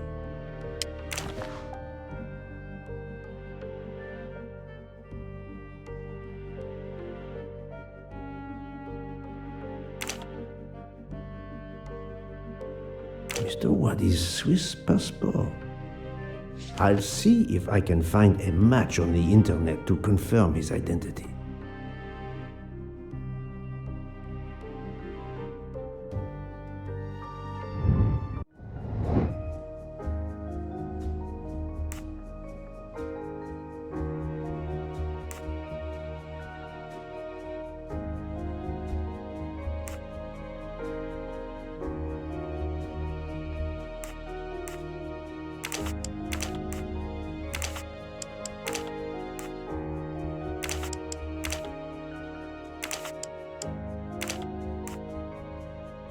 Think, Poirot. That is not a good answer.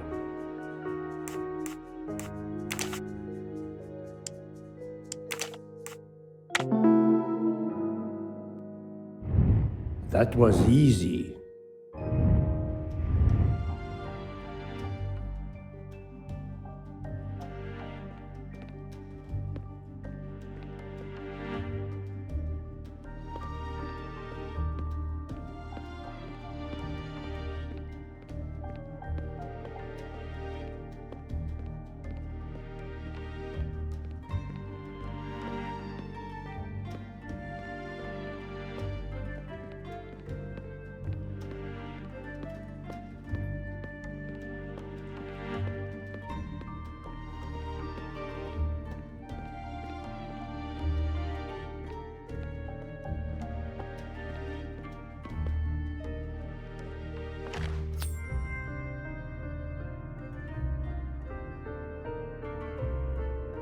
Another golden moustache to treasure.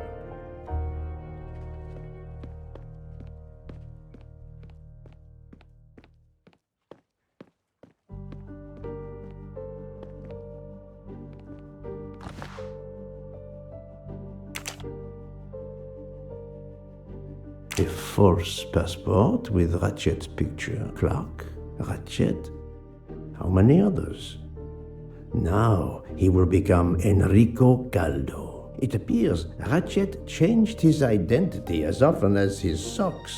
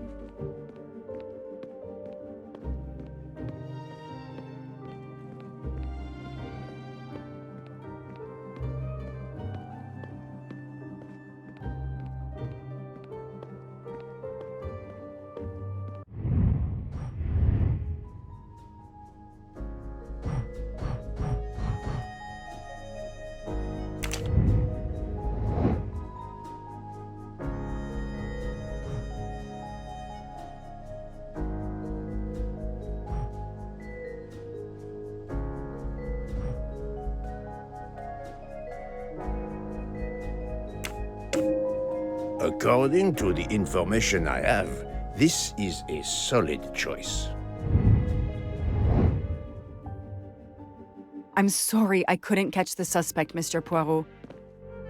There is no need to apologize, mademoiselle. Your efforts were marvelous. I found some information about Mr. Wadi. Did you access the FBI database? Don't worry, my little gray cells were enough. However, the database may confirm the origin of these banknotes. No need. I included them when I continued my investigation. Excellent.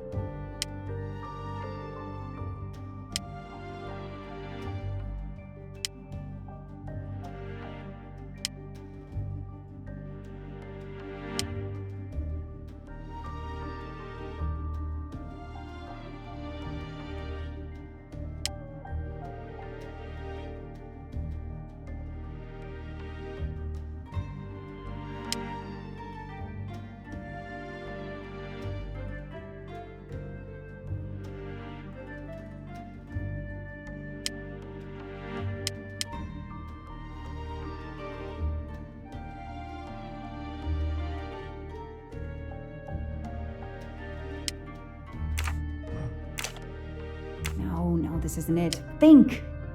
Come on, Joanna. That's a rookie mistake.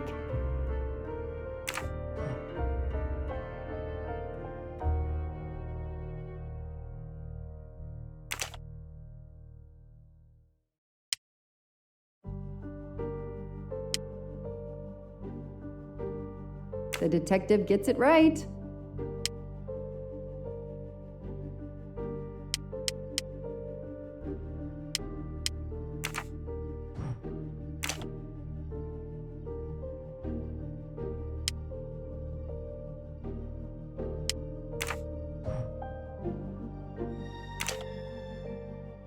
No, I did something wrong.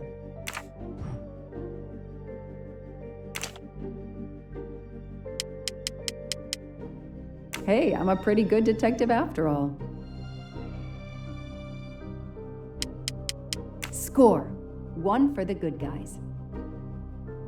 Mr. Poirot, it's part of the ransom money from the Armstrong case. You are surprised? I suppose not.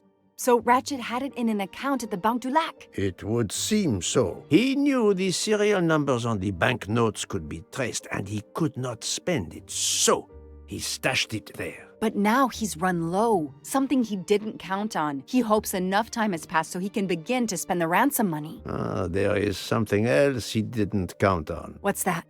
He didn't count on you, Detective Locke, and your tenacity. Thank you.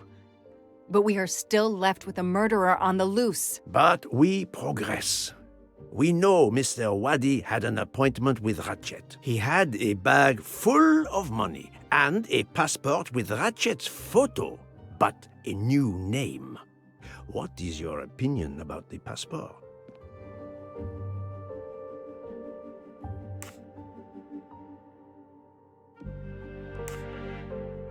I discovered that he was arrested in Armenia for trafficking in stolen art and was supposed to be arraigned in January. Once again, he changed his identity and vanished. You are correct, mademoiselle. He also told me that he was threatened, and that threatening letter we found in his room was real. He had to disappear once again.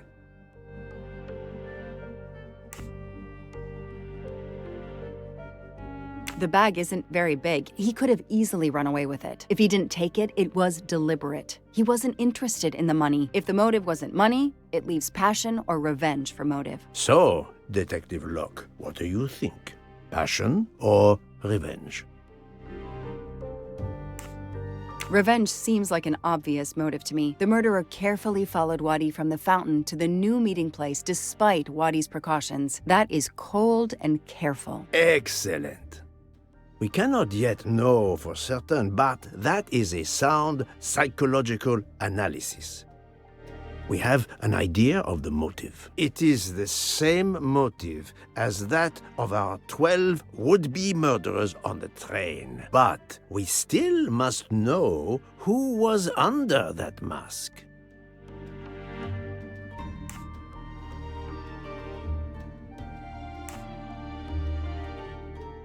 I think Wadi's killer is also Ratchet's murderer. The motive for both deaths was revenge, and both are related to the Armstrong case through the ransom money. Exactly. So our murderer is linked to the Armstrong case. The money is linked to the Armstrong case. But these glasses that I found in the bag, they must have something to do with this case too. Wait, those glasses mean something to me.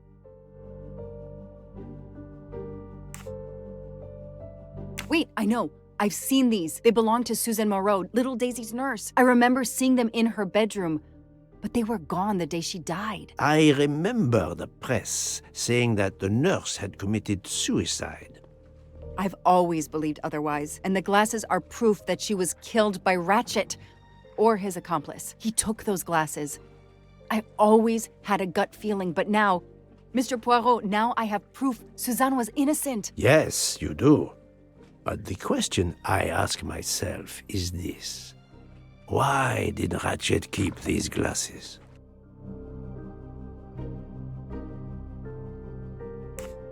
Ratchet used to leave fake evidence at the scene of his crimes to incriminate others.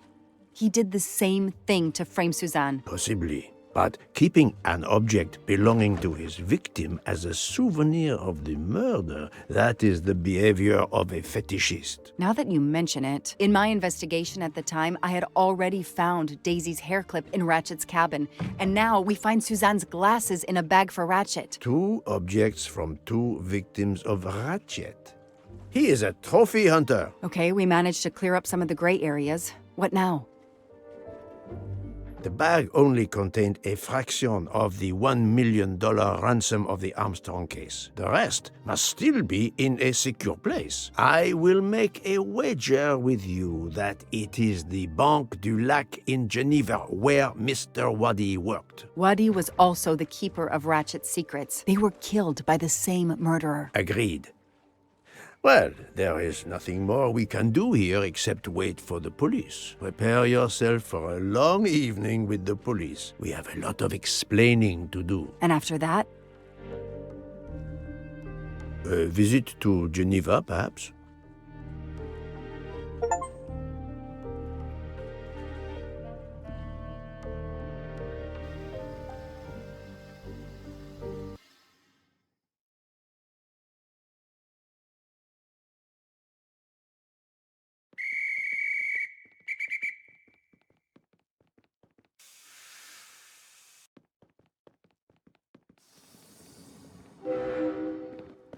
Here you are at last. I was worried about you. We just left the police station. We had to explain to the Italian police that we were not murderers. What? Another murder? I'll tell you when we're underway. Are all passengers and staff aboard? Yes, everyone is here. We were waiting for you. Excellent. Let's not waste any more time. We have to make a longer than usual stop in Lausanne. What? How long? Long enough to do a little banking in Geneva.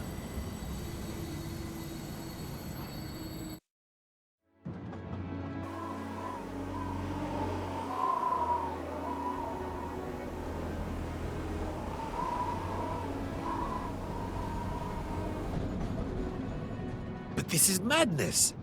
A 13th murderer of Ratchet? Mon ami, he was not well liked. But Monsieur Michel would have seen anyone enter Ratchet's compartment. And there were another 10 people milling about, taking their turn at stabbing him. How could they not notice an uninvited killer?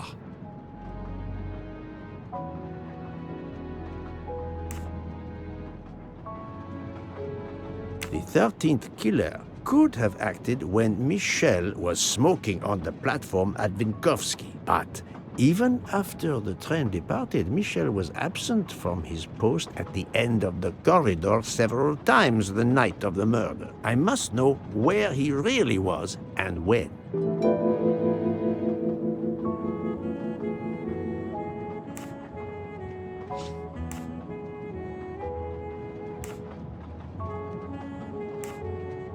Yes, he most certainly returned to the train. How can you be sure? It's obvious. I mean, I hope Mr. Poirot agrees. Please continue, Detective Locke.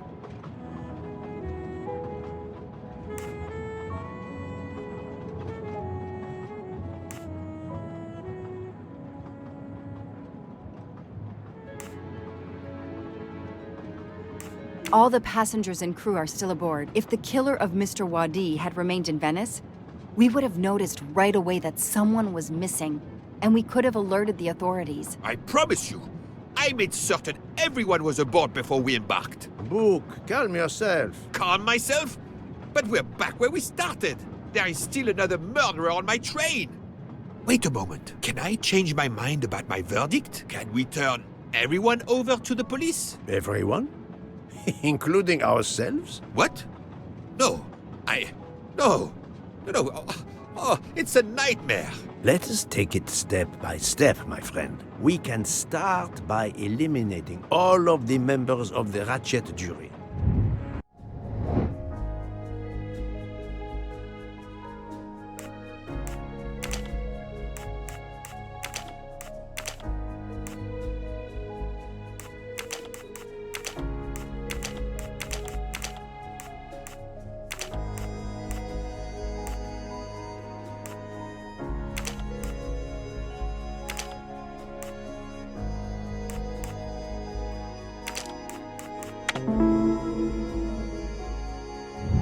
My little gray cells did not let me down.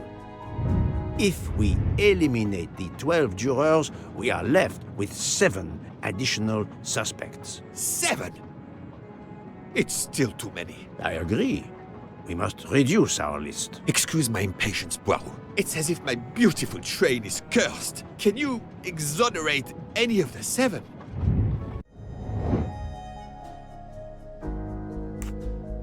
Great. Book worked hard to get me aboard the train. He is definitely not a suspect. Yes. Mademoiselle Locke cannot be a suspect. She pursued Mr. Wadi's murderer. Good. Dr. Constantine alerted me to the 13th stab wound. He is not a suspect. Et voilà.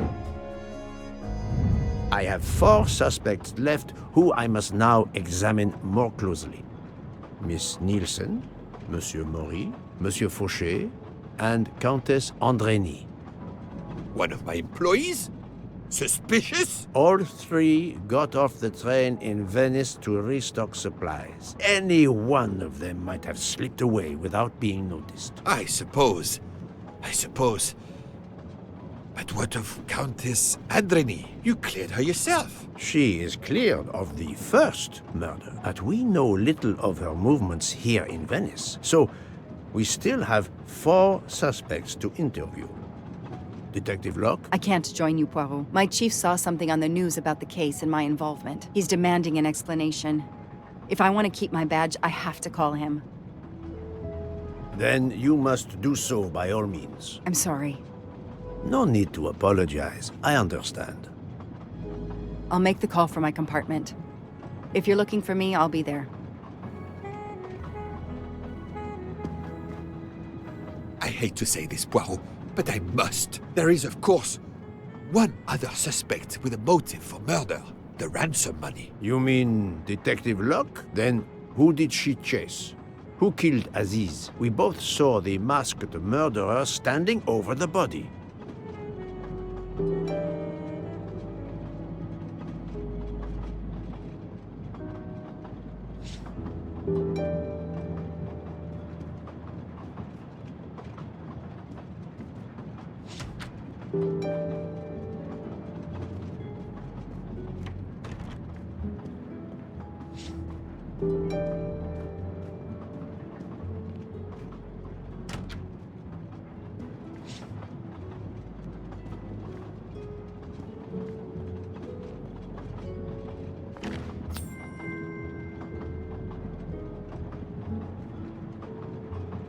You can never have too many of these.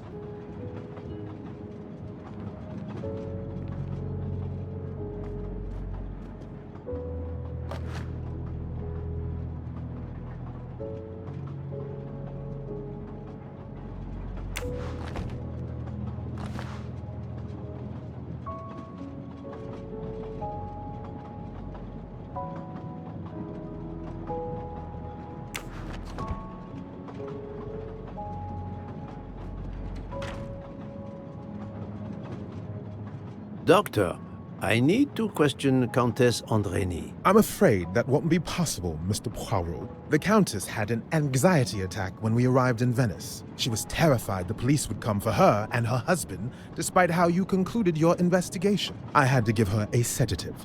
She has been sleeping since. You have stayed with her all the time we were in Venice? Count Andreni begged me to watch over her. I have not left this room. You're the reason she's in this state. Book voted to absolve you all. I accepted his verdict. I told her. I tried to reason with her. What she has already suffered, the strain of these last few days, it was too much. I understand, Count. It's quite all right. I have the answers I came for.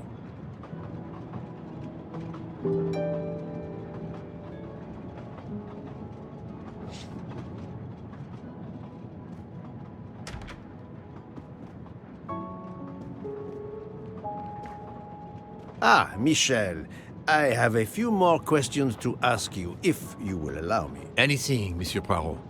We are in your debt. Please tell me your movements when we were stopped at Venice Station. Once the compartments were cleaned and the linen refreshed, I stayed in my quarters. Did you notice anything special? Comings and goings? Monsieur Bouc had asked everyone to stay in their compartments. I would occasionally walk the train to ensure everyone was comfortable. Oh, I saw Monsieur Maury was all alone loading his crates of provisions. A great chef like that, reduced to petty labor, I would have helped him. But Monsieur Bouc had ordered me not to leave the train for any reason. So, Monsieur Maury was forced to labor alone. Let us review the actual timeline of the night of Ratchet's murder, not the one manufactured to hide your crime. I left the train in Minkowski for a smoke. Then I resumed my post. That was the truth. The train departed on schedule. But then, of course, an avalanche of snow blocked the tracks. At 12:45, Madame Hubbard and I met in her compartment to discuss how to adapt our plan. Due to the snow and Poirot. The little play we had staged for you had to be rewritten. I left her compartment at approximately 1:15. Then the curtain went up. Calls in the night, the red kimono, all for my benefit. And all for nothing, as it turned out. Do not blame yourself, Michel. I am the theater critic no playwright wants to see in the audience.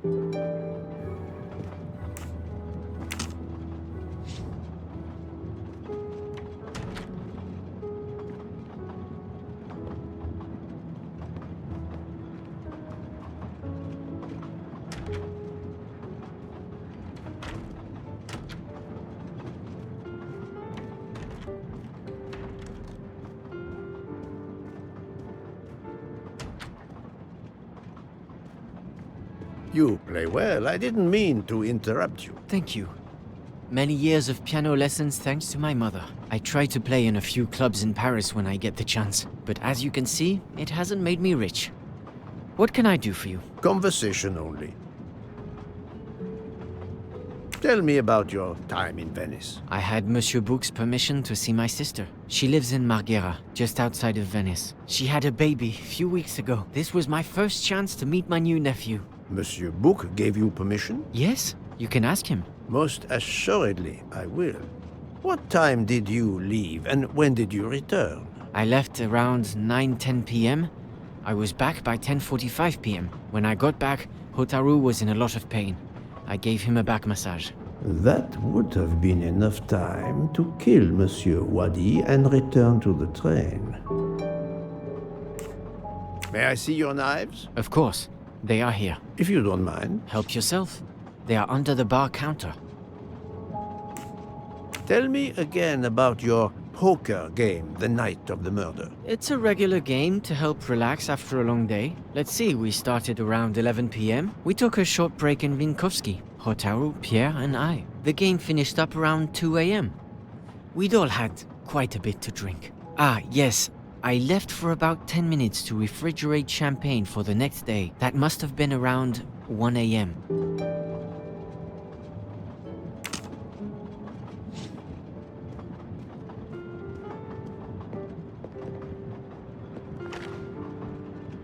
None of these come close to the wounds on either body.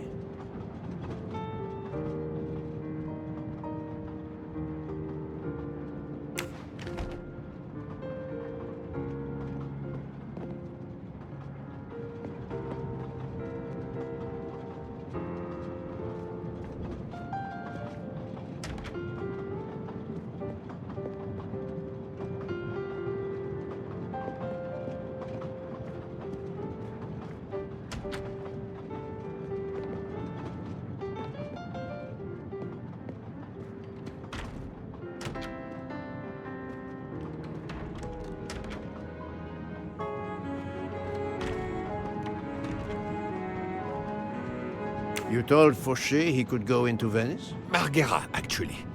Not so far away. It was his only chance to see his sister. He's been working every train for weeks. There is never time to see the new baby. Enough, Book. Your heart does you credit, but your common sense, it... I know. But it's fine. Isn't it? He did come back. Oh, it's fine, as you say. Unless he saw the baby, then killed someone else and returned to the train. But that's monstrous. Murder is always monstrous, my friend.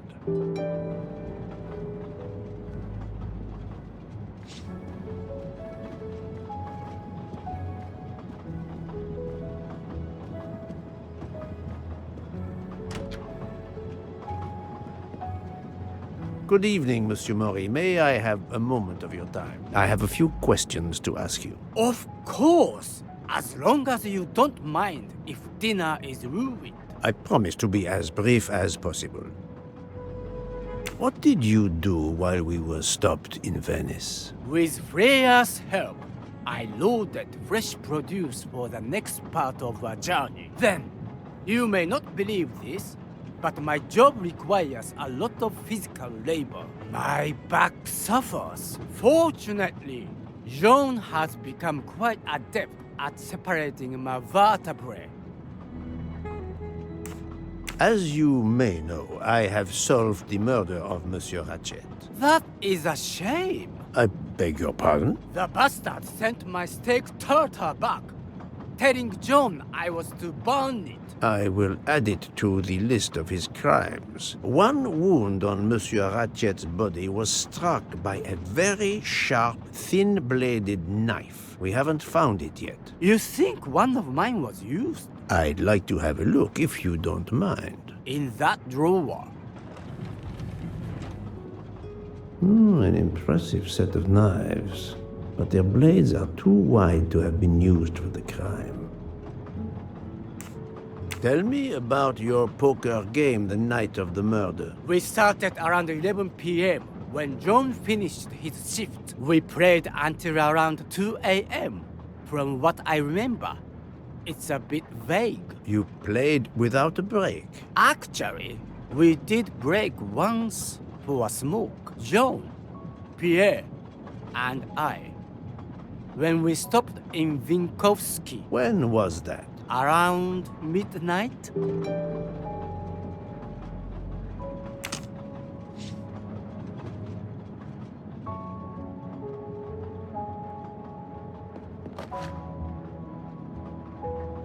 Saffron. It must be worth a small fortune.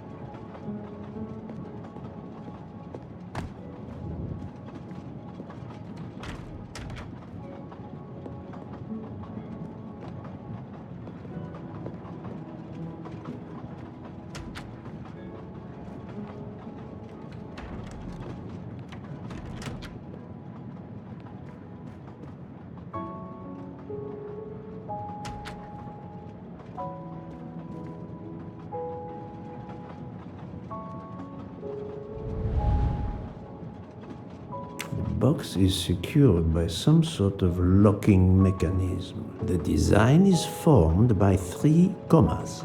What is the word in Japanese? Tamoe. And it's obviously missing a piece.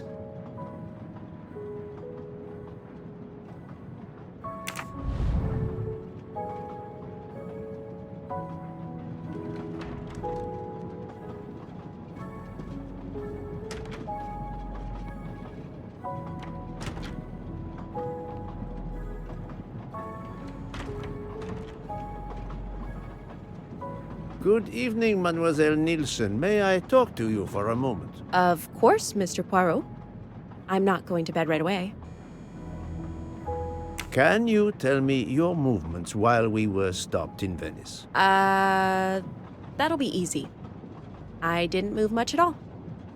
Let's see. I helped Hataru load all of the food crates aboard the train. Hataru had everything he needed, but I realized they forgot half of my order. I spent over an hour on the phone with the supplier without success. I had to change the dessert menu for tomorrow.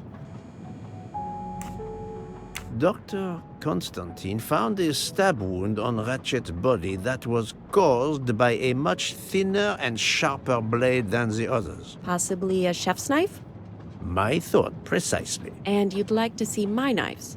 If you wouldn't mind. I would gladly show you if I had any, but I don't. I use the regular kitchen knives. You may search if you don't believe me. I see. All the knives the staff use are in the kitchen or in the lounge, except... Except? Hotaro prefers to use his own. Monsieur Mori doesn't use the kitchen knives? Not usually. I know he keeps a set of traditional Japanese knives in a box in his room. He doesn't let anyone else use them. Although now that I think of it, he has been using the kitchen knives lately. Can you tell me exactly about your poker game the night of the murder? We started around 11 p.m. In Vinkovsky, we took a short break. Hataru and Pierre went outside to smoke. Oh, and Hataru got sick around a few minutes past 1 a.m. 1:10 a.m. maybe? He spent about 15 minutes in the bathroom, but he didn't want to quit on a losing streak. Did his luck improve? No, so we played to around 2 a.m. He lost every hand. I've talked to everyone, but some elements of the testimonies do not seem to correspond. I need to recheck a few things.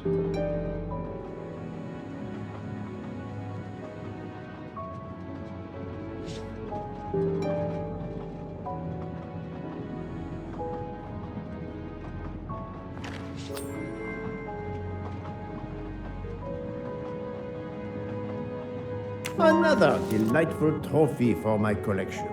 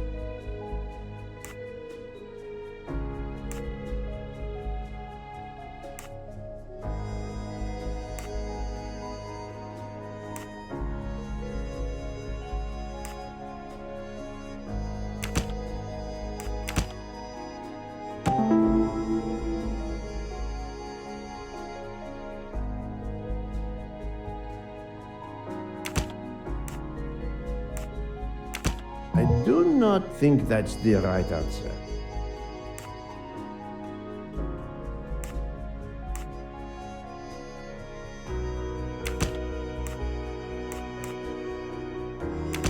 No, not good.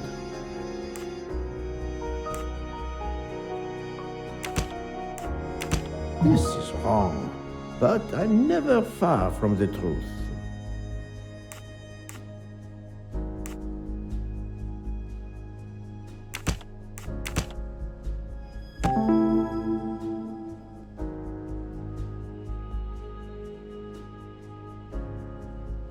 Any of the 3 staff members had the opportunity to kill Ratchet when Monsieur Michel wasn't watching the hallway.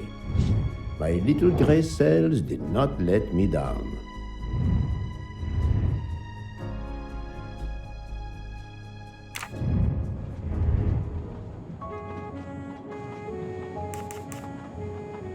Remind me of what you did when the train stopped in Venice. No problem. I helped Hotaru load all of the food crates aboard the train. Hotaru had everything he needed, but I realized they forgot half of my order. I spent over an hour on the phone with the supplier, without success. I had to change the dessert menu for tomorrow.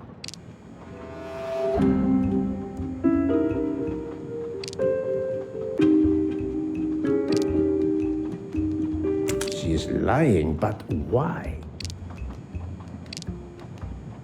That does not prove she's lying. Oh, the truth cannot hide from Poirot forever. Mademoiselle, I believe you're hiding the truth from me. What makes you say that? Monsieur Maury was loading crates of food on the train. Yes, I helped him. You can ask him yourself. It's true. Monsieur Maury told me that Miss Nielsen did help him. Monsieur Fauché did not see you helping Monsieur Maury. He couldn't have. He wasn't there. Indeed, Monsieur Fauché did not mention seeing Miss Nielsen or Monsieur Maury. Michel saw Monsieur Maury carrying the crates of food alone. You weren't on the platform. I did help Hotaru. The entire time? He carried so many crates, his back was sore. I'm sorry about that. Okay, I'm guilty. I did leave him before we were finished, but I had to. There was no saffron he needed for a recipe. I volunteered to go into Venice and get him some. The Rialto market would be open late because of the carnival. He gave me money. I knew we weren't supposed to leave the train, but I only wanted to help. Mr. Mori can confirm this. Ask him. I saved dinner.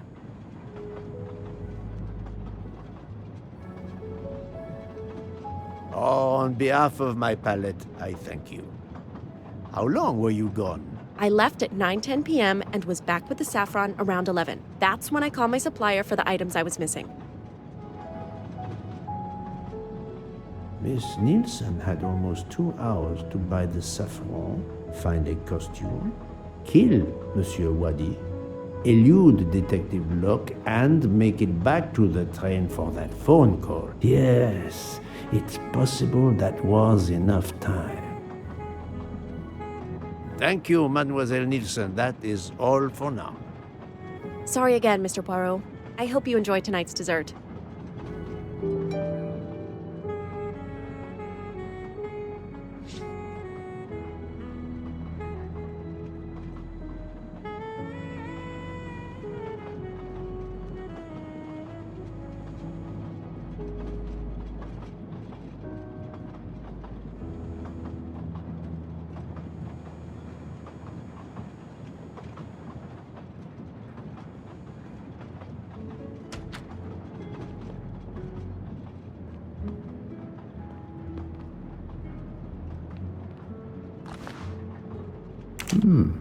A black feather. That reminds me of something.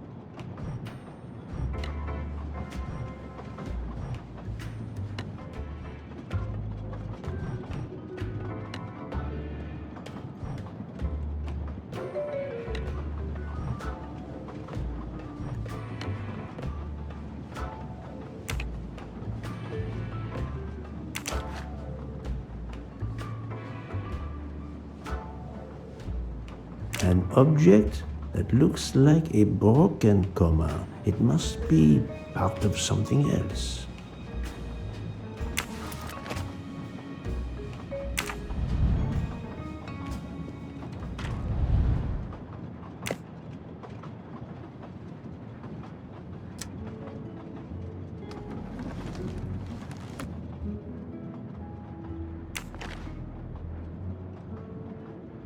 Sushi knives, razor sharp.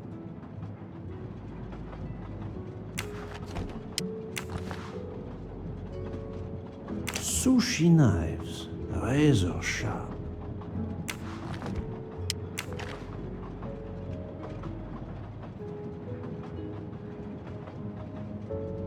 Sushi knives, razor sharp.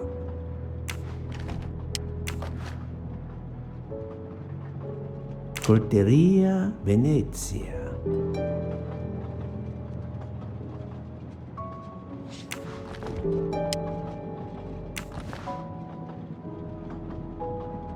Sushi knives, razor sharp.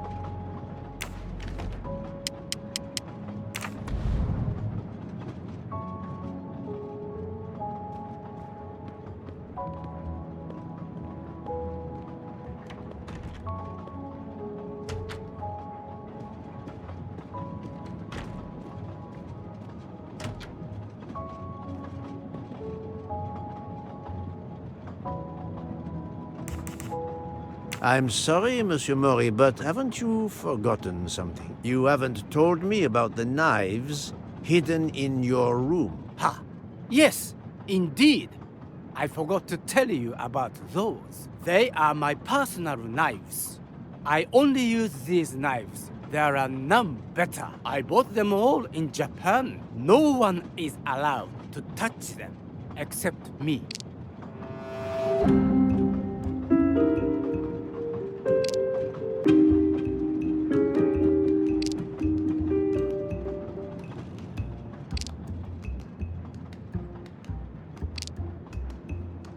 I'm afraid you are better at sushi than lying. What? What do you mean? One of the knives has an inscription, Coltelleria Venezia. Did you happen to go shopping tonight, monsieur? Damn you, Poirot.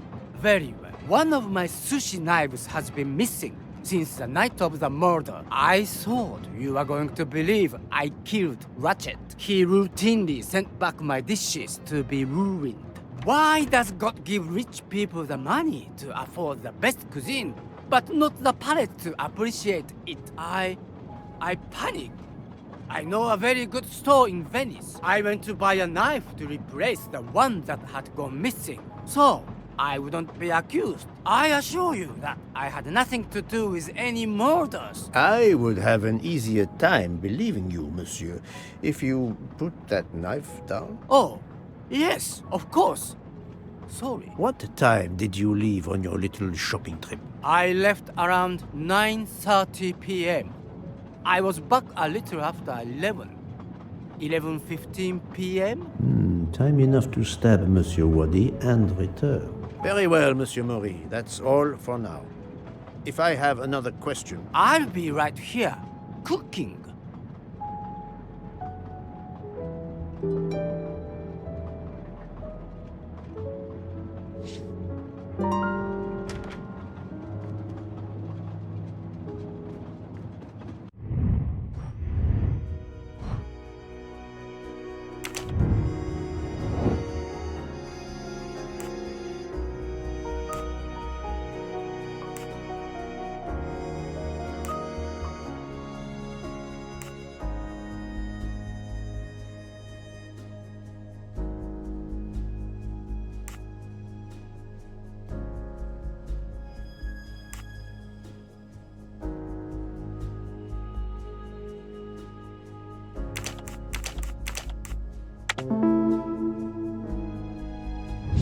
I'm right again. That happens to me a lot.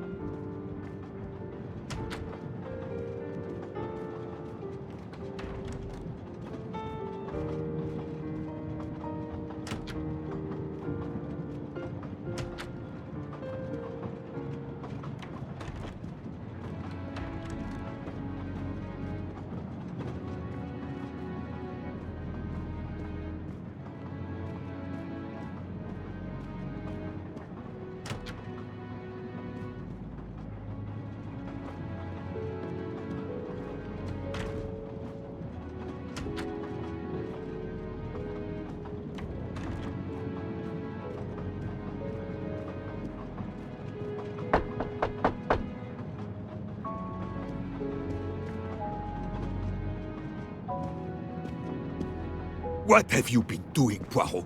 I am completely in the dark. I will shine some light on the situation, my friend. I have 3 new suspects who could have killed Ratchet and Monsieur Wadi. Miss Nielsen, Monsieur Fauché, and Monsieur Maury. They all had periods of time during both murders to commit the deed, and their alibis are weak. A visit to family, and not 1, but 2 shopping trips. But all are my employees. Alas, yes, my dear Book. But we have no proof against any of them. None of the 3 appears to have any motive whatsoever. But this is a tragedy. Do not give up hope. We will catch this murderer. There is still one place that may hold the evidence we need. Geneva. Exact. Do not give up hope? Well, that's easy for you to say. But what if it's Freya? What becomes of dessert? If it's Sotaru, who will cook? Me? And the worst, if it's Jean, who will serve the drinks? I've been checking up on the Banque du Lac. I had to confirm my identity for Interpol, so they contacted my captain at the Berkshire Police. I suspect he was not pleased. That my vacation was actually an unofficial investigation? I'll say. I would be happy to speak to him on your behalf. Thank you, but he'll get over it. It's a chance to close the books on the Armstrong kidnapping. He stopped yelling, asked for a report, then granted me an extra week. Excellent. What did you learn from Interpol about the Banque du Lac? It's had a bad reputation for over a century. Customers have included the mafia, Nazis, corporate swindlers of every description, even heads of state. It is true, this. It is the worst-kept secret in banking. They take advantage of the bank's strict policy of protecting the anonymity of its clients. This is in defiance of many laws from multiple countries, including Switzerland itself. Of course, I have never taken advantage of such a corrupt system. That goes without saying, my friend. There are ongoing investigations, subpoenas, court orders. The bank will eventually have to comply, or its assets may be seized. But until then, it still thrives, thanks to its wealthy and powerful clients. It sounds perfect for the late Monsieur Ratchet. Do you have any ideas? The serial numbers from some of the bills match those from the Armstrong kidnapping. We agreed in Venice that the bulk of the money must still be physically in the bank's vault. I concur, Detective Locke. Exemplary work. So, our next task is clear. We need to get into Ratchet's safety deposit box. There will be codes, passwords. And Monsieur Wadi would, of course, have known them all. The bag of money he carried is proof of that. We'll need to find information about Ratchet's box in Wadi's office at the bank. Most assuredly, but remember the secrecy involved. I doubt his office will contain all we need. Where else must we dig?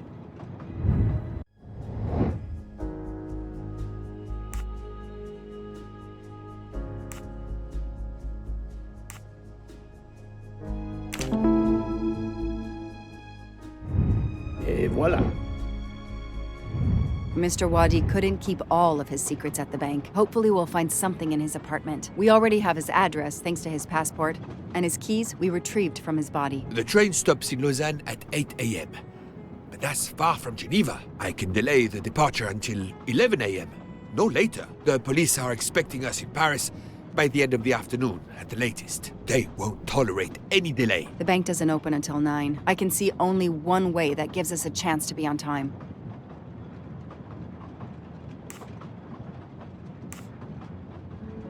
Ferries travel between Lausanne and Geneva, but it would take over 3 hours. We can't depend on finding a faster boat. Better to take a taxi and pray traffic is light.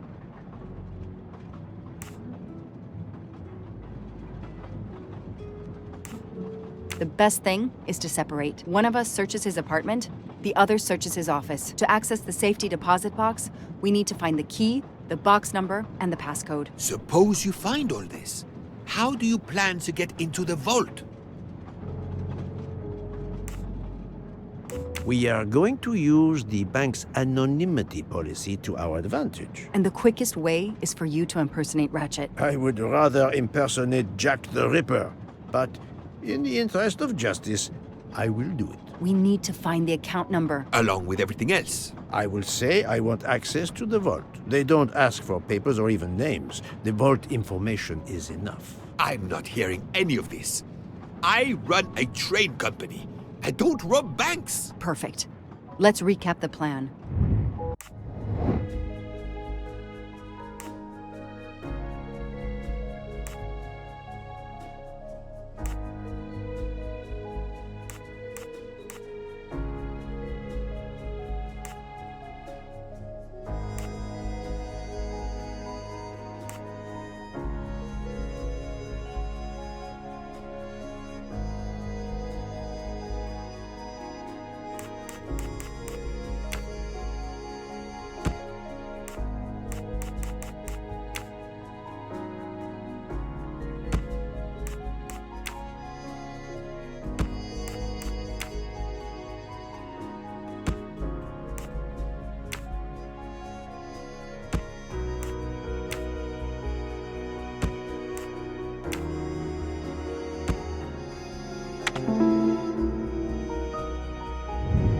That was easy.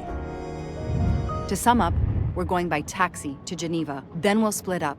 You're going to search Mr. Wadi's apartment. I'll search the office at the bank. When we have all the information we need, you pretend to be Ratchet, and we can finally find out what Ratchet is keeping hidden in his safety deposit box. It sounds impossible. Not for Detective Joanna Locke and Hercule Poirot. We should get some rest. You are right, Detective. We face our greatest challenge tomorrow. Together.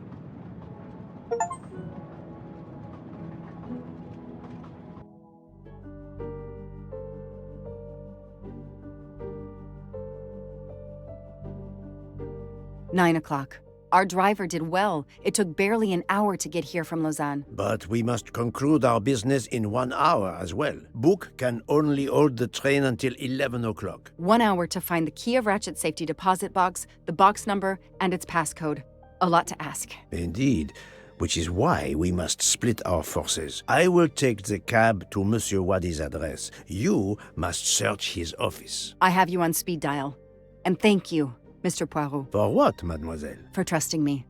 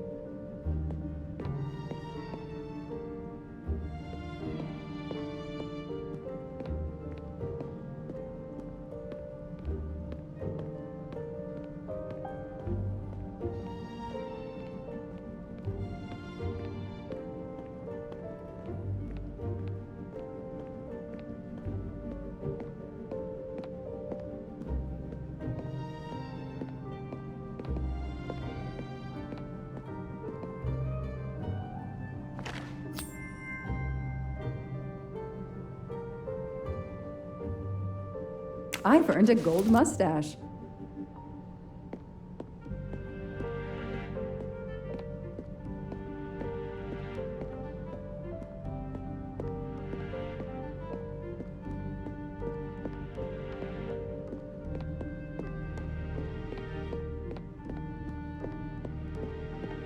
The door is closed. Probably leads to the offices of bank executives.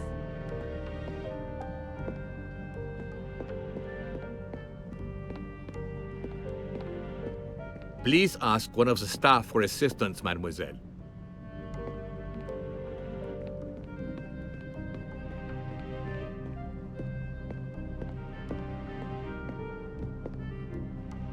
You there. I have an appointment with Mr. Wadi. Let me check. I'm sorry, I don't see any appointments this morning at all. Mr. Wadi hasn't even arrived yet. Although he should be here by now.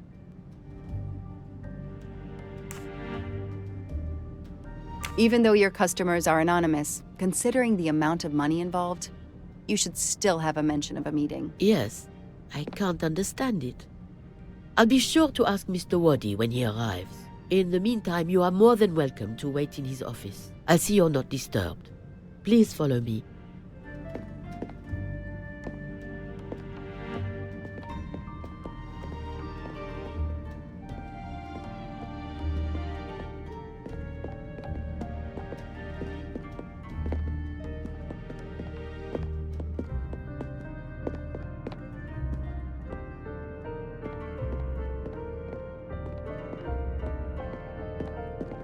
Please come in. I can't understand where Mr. Waddy might be. You're right. I don't have much time at all.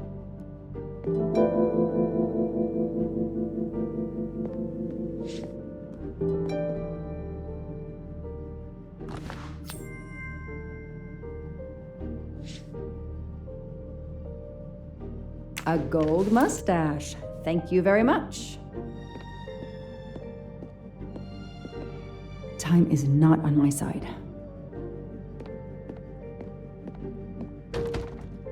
It's closed.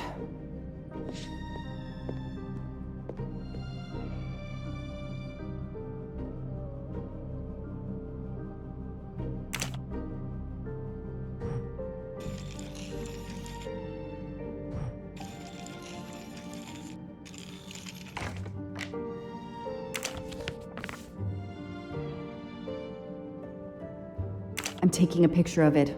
I'll send it to Poirot. It might be useful to him.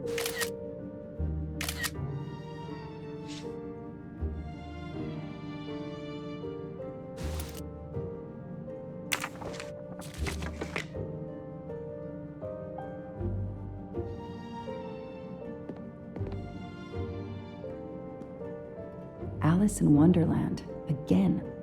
Mr. Waddy seems to have really liked this book.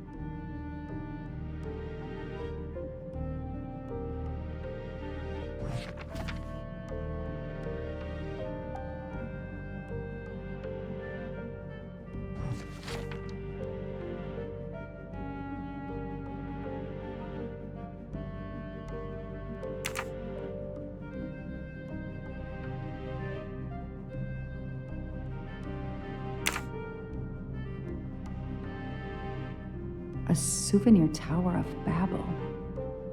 Makes sense. We know that Mr. Waddy is from Iraq, and the ancient tower is said to have been built there.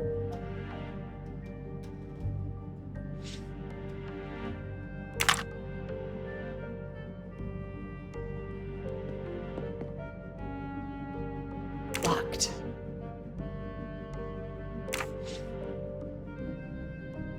I need the password. Maybe Poirot can help me.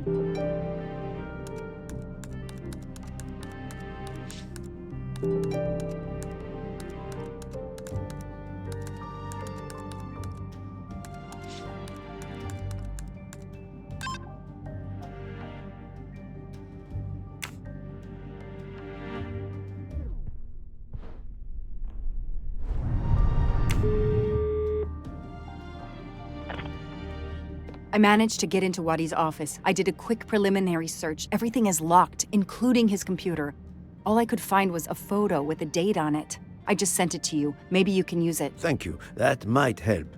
I've just arrived at the apartment. I'll call you when I find something. As quick as you can. I can't stay here long.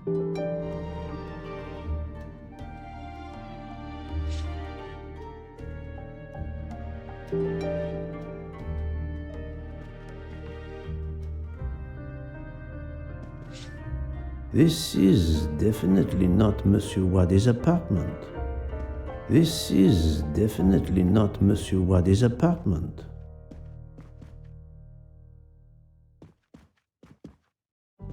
This is definitely not Monsieur Waddy's apartment.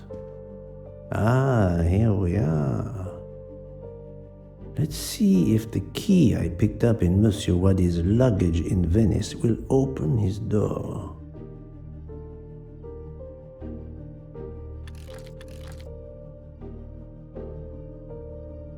Great.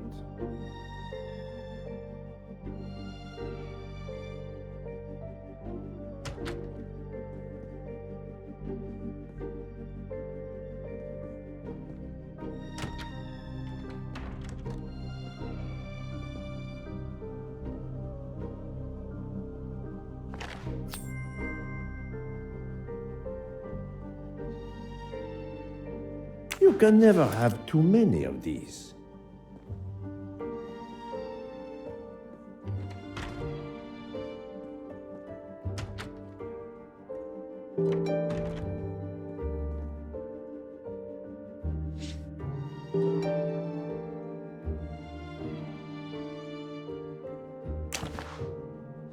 A dart, a familiar projectile found in any pub in England.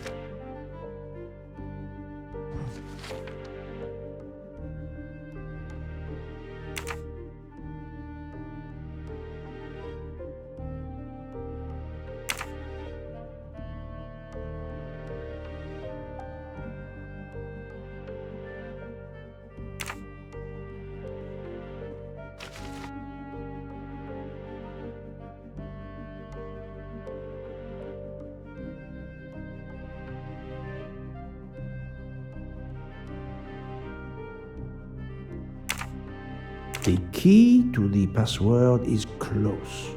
I can feel it.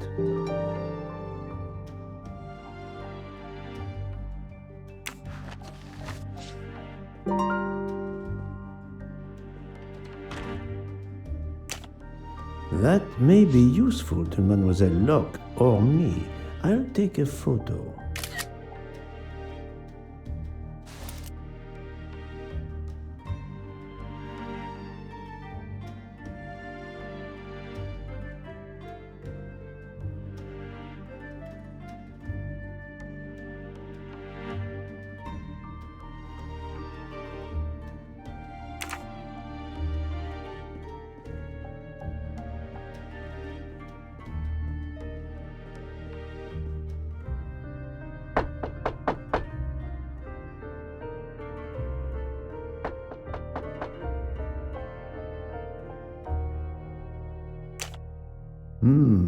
A bizarre endgame to be sure, but I suspect checkmate is possible for white in 3 moves. Let's see.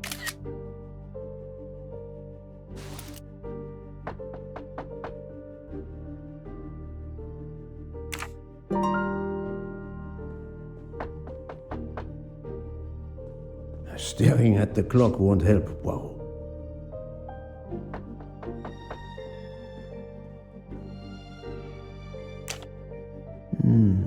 This computer won't give up its secrets easily. A Swiss and Arabic keyboard.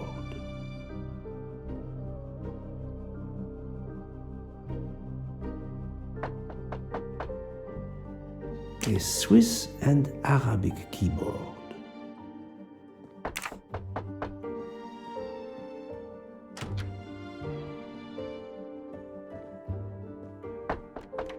Staring at the clock won't help, Poirot.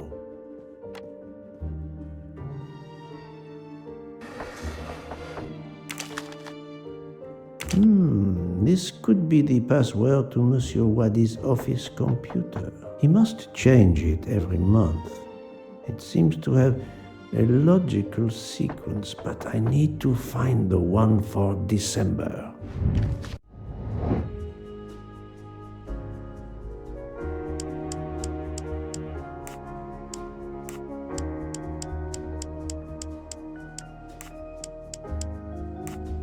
If that's the password to the computer in Monsieur Wadi's office, we still need to translate the Arabic characters. And there weren't any Arabic characters on the office computer's keyboard. We need to find out which keys these Arabic characters correspond to on a Swiss keyboard with its Latin characters like the one in Monsieur Wadi's office.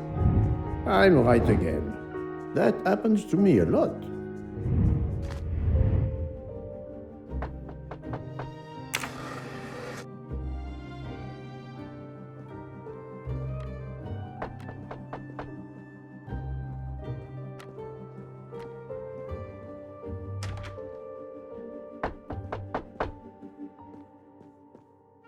I think this belongs here.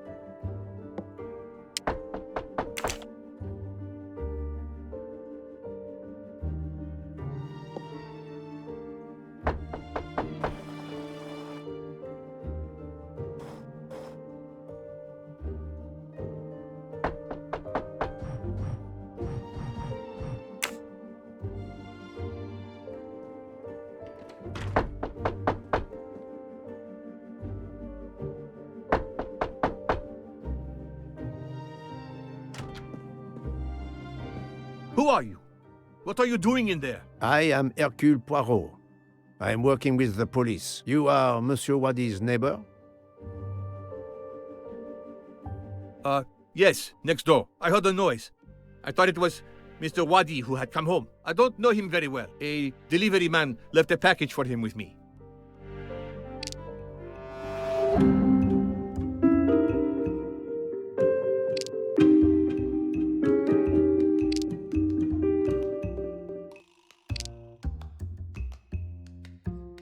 I need some hard evidence to prove he's lying. You don't know your neighbor very well. Yes, what of it?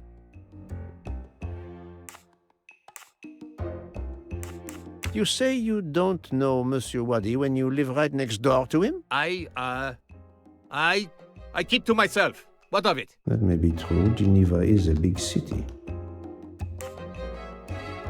How is it that Monsieur Wadi has a picture of you on his desk? There is quite a family resemblance. You wouldn't be his brother by any chance? Why are you going through his things? As I told you, I am working with the police. All right, yes. I'm his brother, Mehdi Wadi. Do you know where he is? I am very sorry, sir, but I have some terrible news for you. Your brother has been murdered. You have my sincere condolences. Oh no. Aziz, my wife, my son, their hearts will break. Everything he did was for his family. He brought us here from Iraq to give my son a better future. We can't go back. You won't. You won't. Do not fret, Monsieur Wadi. I do not want to cause trouble for you and your family. I am here to catch his murderer. When did you last see your brother? 2 days ago. He was on his way to Venice. It was not a journey he was looking forward to. I knew something was wrong, but he promised all would be well soon. My son will be heartbroken. Aziz made a point of reading to Fadi every night so he could learn English. We hope to legally emigrate there one day. Your son, Fadi. What did Monsieur Wadi read to him? His favorite book is Alice in Wonderland. The nonsense of it all. Why? It is the answer to a question I had. I believe your brother was a good man, forced for some reason to keep secrets, and that got him killed. Sir, there is something else. Aziz left me a letter to open if anything should happen to him. Could you show it to me? Yes, I will get it.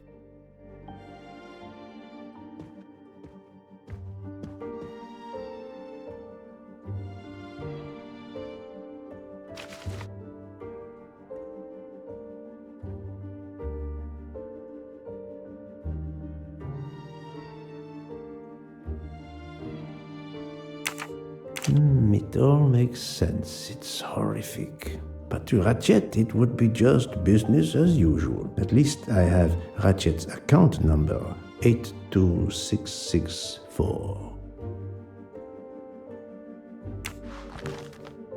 Thank you for giving me this letter. Let me assure you, the man Ratchet cannot harm you. He was killed before your brother was. Really? Who did it? The one you say hunted Ratchet? Yes, without a doubt. I promise you I will find them. Sir, we have no papers. The police... Your secret is safe with me, monsieur. Thank you. Thank you, sir. Now, I must go to my wife and son. Tonight, I will read to Fadi from Alice in Wonderland, and we will remember my brother.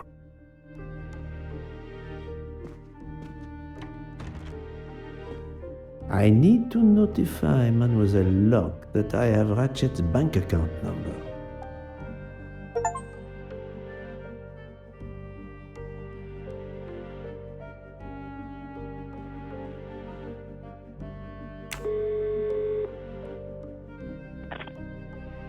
Ah, the peculiar habit some people have of displaying things on the door of their refrigerator. I've just sent a photo to you, in case it might help you. Thank you. I texted Ratchet's account number to you. Wonderful.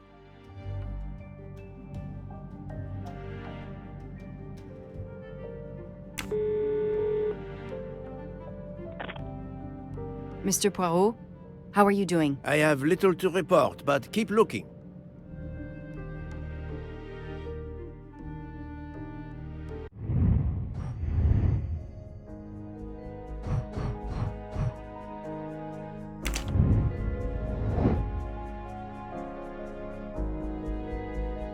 Good job.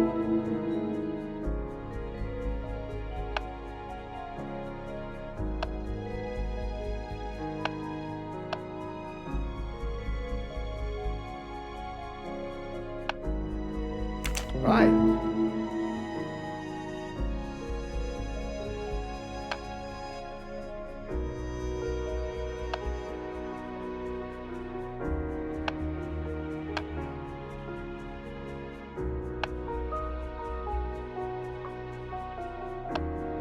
Great.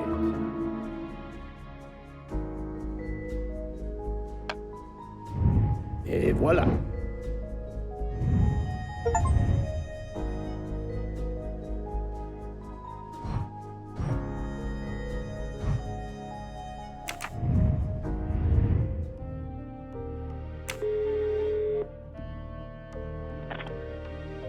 Mademoiselle Locke, how far along are you? Still not very far, but I'm not giving up.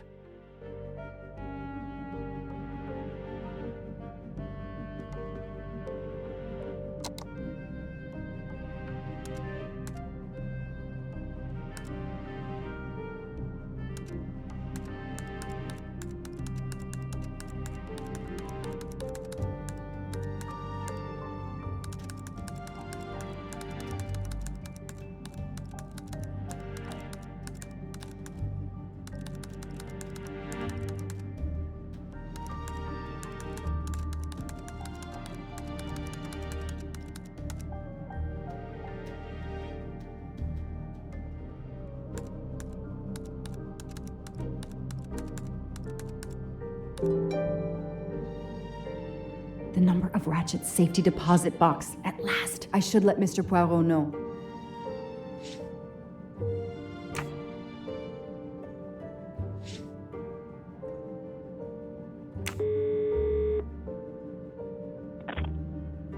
I was able to access Mr. Wadi's computer. I have Ratchet's safety deposit box number. Excellent.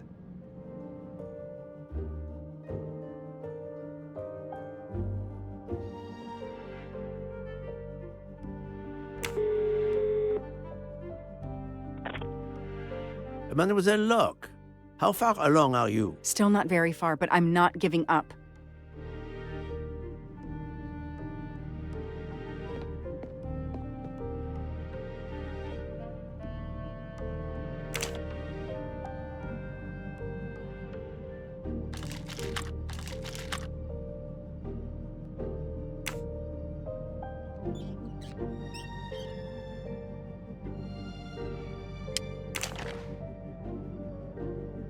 A key.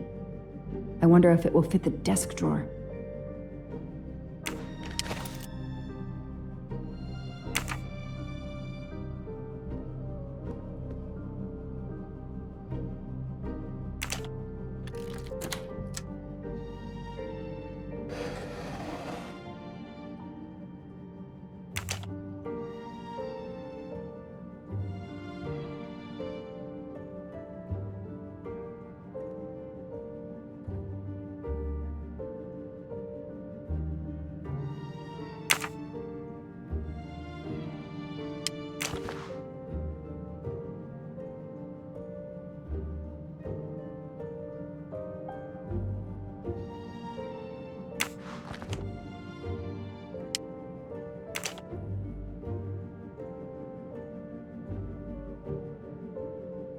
Those indentations are from the sheet of the notepad that was on top. This is great.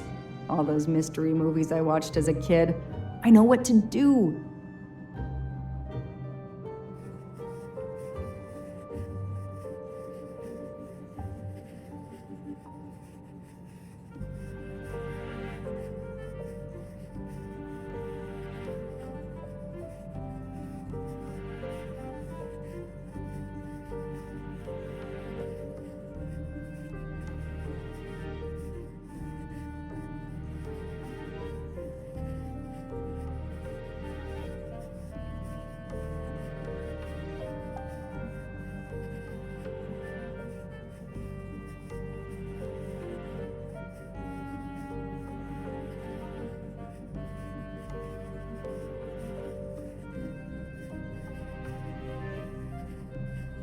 I'll send a picture of this to Poirot.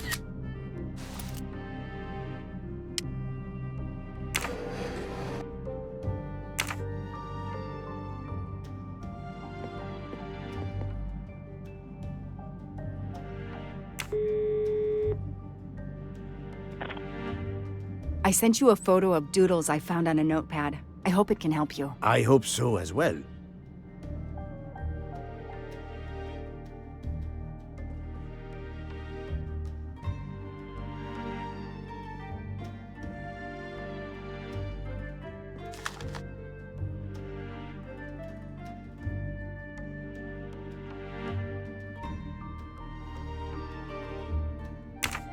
The key to the password is close. I can feel it.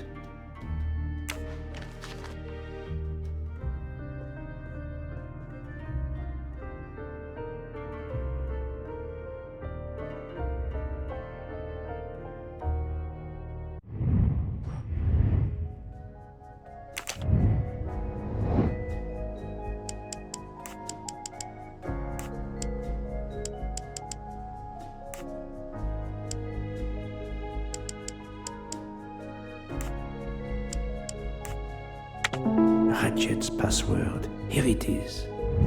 My little gray cells did not let me down.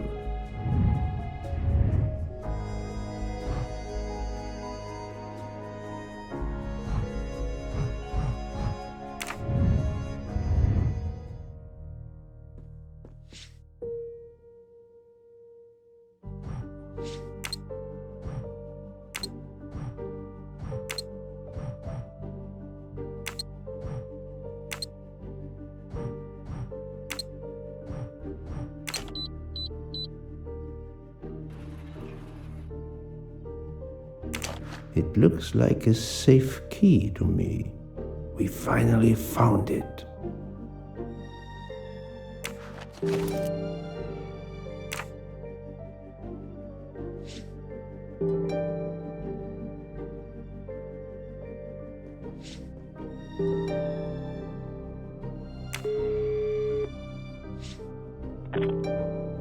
Good news. I have found the key to Ratchet's safe. Perfect. I believe I have discovered Ratchet's safety deposit box passcode. We're almost there. We're running out of time. Do we have everything? I have the key to the safety deposit box. I have the number of the box. And we have the passcode. I'm on my way. Time to rob a bank. Sorry to keep you waiting. I haven't heard from Monsieur Wadi. You'll have to reschedule with him. This is quite annoying. I'll have to reschedule. Absolutely. I hope I have been of service. You have no idea.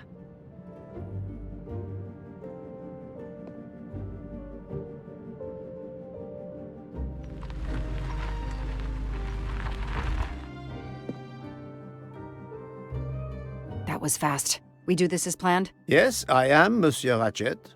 But with the bank's questionable policy, I do not expect anyone to ask. Right. Absolute secrecy regarding their clients. The last Swiss bank of its kind.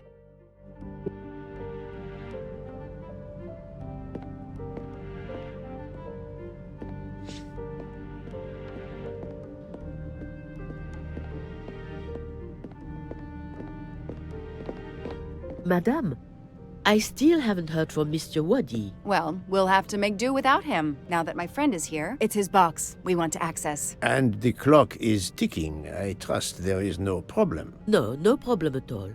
May I have your safety deposit box number? 4346.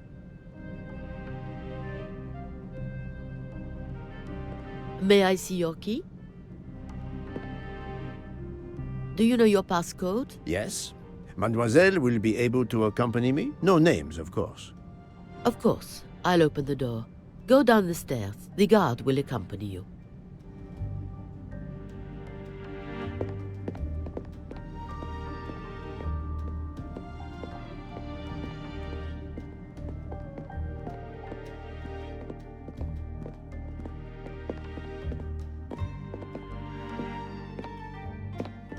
Please leave your personal belongings in this bin and then go through the portal.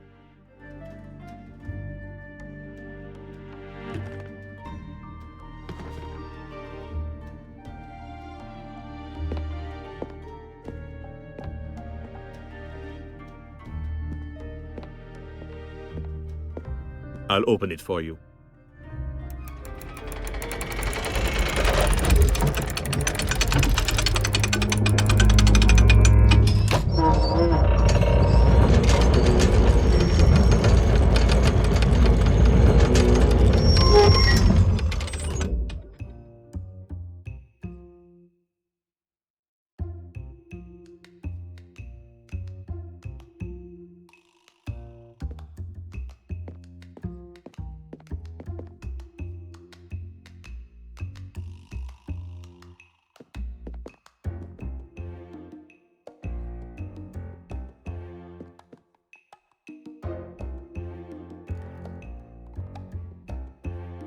At last, we reach our goal.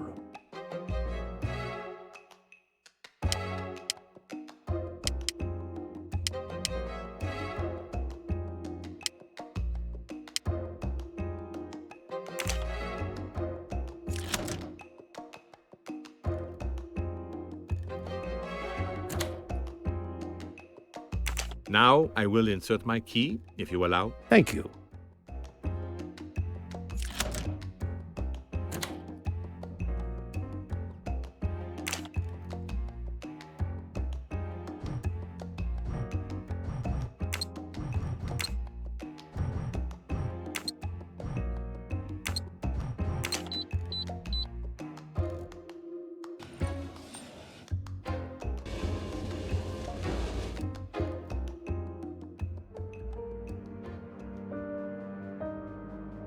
I'll be by the door should you need any assistance. At last. I suspect the effort will be worth it. This collection of various personal items. Do you know what they are, Detective Locke? I do, Mr. Poirot. God help me, I do. Souvenirs. The trophies serial killers take from their victims to remind them of their kills. Ratchet wasn't just a kidnapper. No, indeed. He was a monster.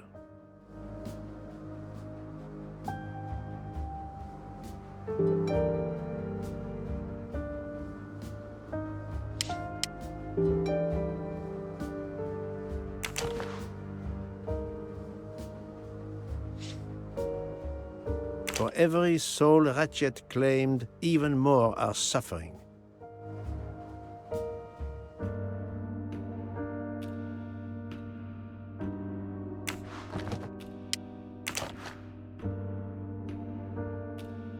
Another trophy. We may never know how many people he killed.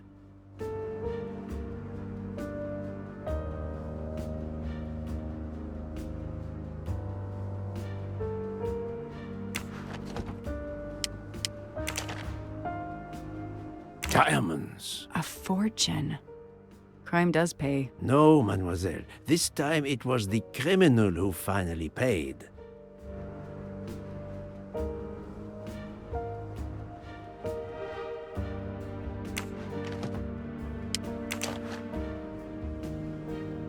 I wonder who this keychain belonged to. Certainly not Ratchet.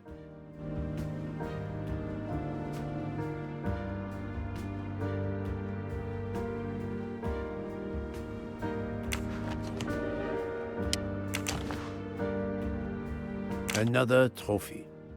A woman. We may never know her name. You were lucky, mademoiselle, when you met him at that cabin in the forest, alone. How many victims do you think Ratchet had? Too many.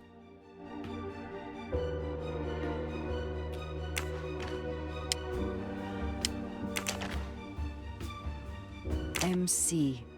The real journalist Michael Clark. Ratchet would have needed to kill him to assume his identity. He took this ring as his trophy.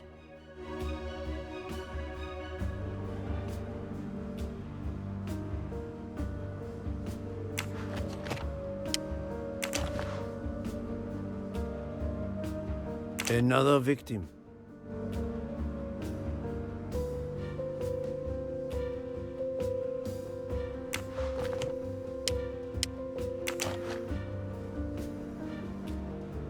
He knew the serial numbers on the banknotes could be traced.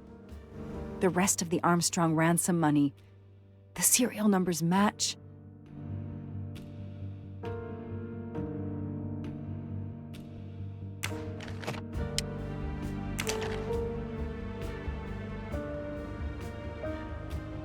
Another bracelet. Another victim. Another trophy. And then there's the one that we already found, Suzanne's red glasses.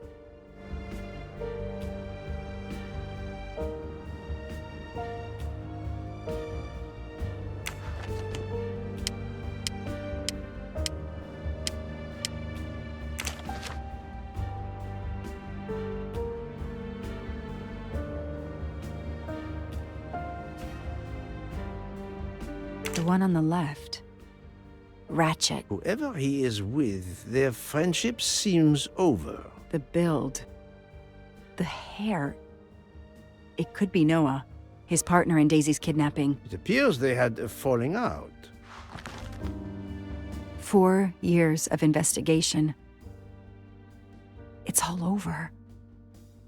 I finally have the last piece of evidence that Ratchet was Daisy's kidnapper and murderer. More than that, you have helped unmask a serial killer responsible for so many deaths. But even with all this, we're no closer to solving Ratchet's murder. On the contrary, mademoiselle, everything. It is coming together. Don't you agree, detective? What? The damaged photograph. It could be Noah. You think Noah killed Ratchet for revenge? The train. What about the train? I know how a killer could vanish without leaving a trace in the snow. Wings? Camouflage. The trophies. Poirot, we have a train to catch. Not just a train, Detective Locke. We have a murderer to catch.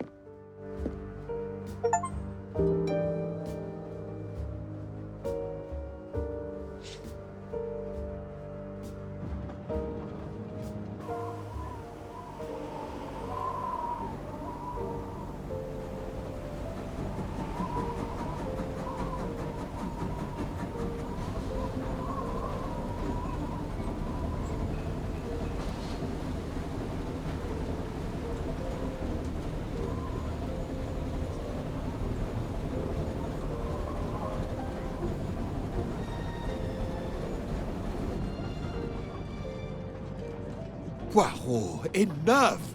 You have kept us in suspense ever since we left Lausanne. Forgive me, my friend. Detective Locke and I needed the time to put the last pieces of the puzzle in their proper places. I'll fill in where I can, but this is Mr. Poirot's show. I confess I can't help, but I feel a certain déjà vu. You are correct, Doctor. We have been here before. However, without you, we wouldn't have been able to reach the true conclusion of this story.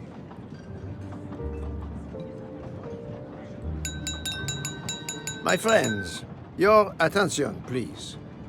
I hope you have finished your dessert. You have every right to think the solution to the murder of Ratchet is a closed book. You are wrong. I, Poirot, admit that I was wrong. There is a final chapter. What in bloody hell? What does he mean? Perhaps if we are silent, Monsieur Poirot will explain. Most of us naturally expect a journey by train to proceed in an orderly fashion from station to station. But this journey has gone off the rails. A comfortable journey, which should have been restful, turned out to be quite a challenge for my little gray cells. I beg your indulgence. I know it will be painful, but I must update you on the strange turn the Ratchet murder investigation has taken. I had two hypotheses, as you recall. A stranger boarded the train in Vinkovsky, killed Ratchet, and then exited the train unobserved. That was the first possibility. The second solution gave us 12 jurors who condemned Ratchet to death for the kidnapping and murder of Daisy Armstrong. My friend, Book, properly chose the first solution for the authorities. However, thanks to Dr. Constantine here, a 13th stab wound was discovered, throwing that solution into disarray. Moreover, the words of a witness called into question the chronology of the night of the murder upon which the first two solutions were based. Detective Locke?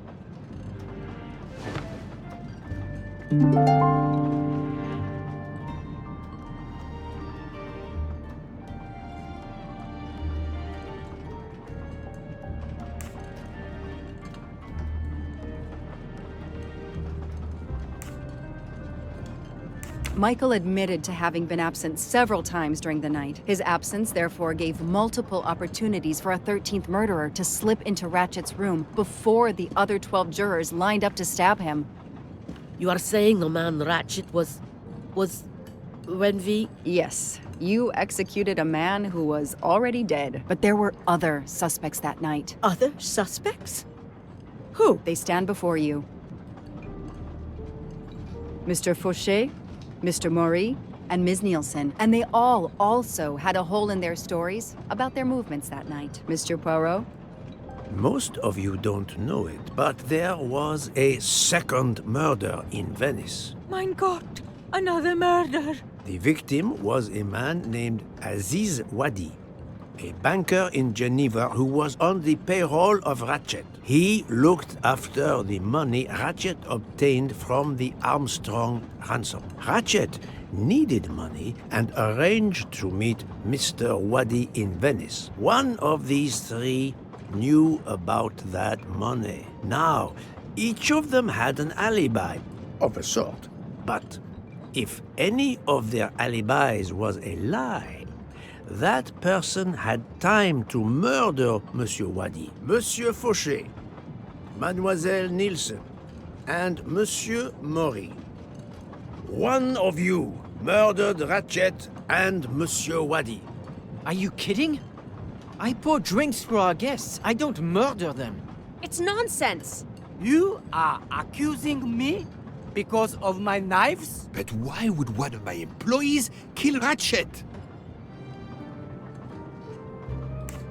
The killer's motive for killing Ratchet was revenge, but not for Daisy's death. The motive for Aziz Wadi's murder was also revenge. Mr. Wadi was helping Ratchet. Ratchet had an accomplice in the kidnapping named Noah. They kidnapped Daisy together. Ratchet stored the ransom money in a Swiss bank that protected anonymous clients. He forced Monsieur Wadi to watch over the money. Once enough time had passed, Ratchet felt it was safe to have Monsieur Wadi bring him cash whenever Ratchet needed it. The serial numbers of the bills would still be in a file, but no one would be actively checking it. Precisely.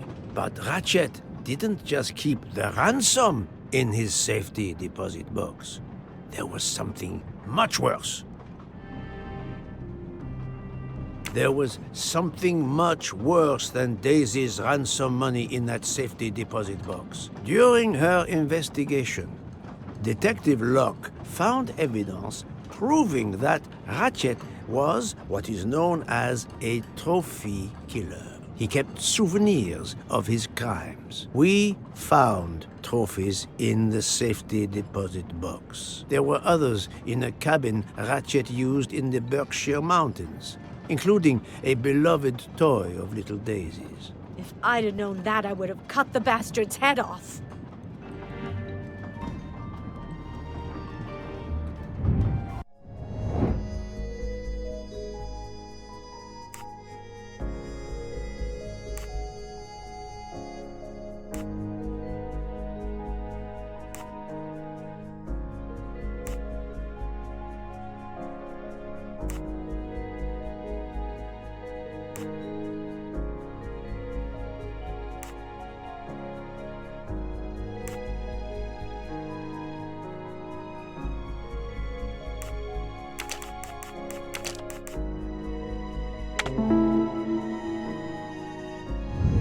That was easy.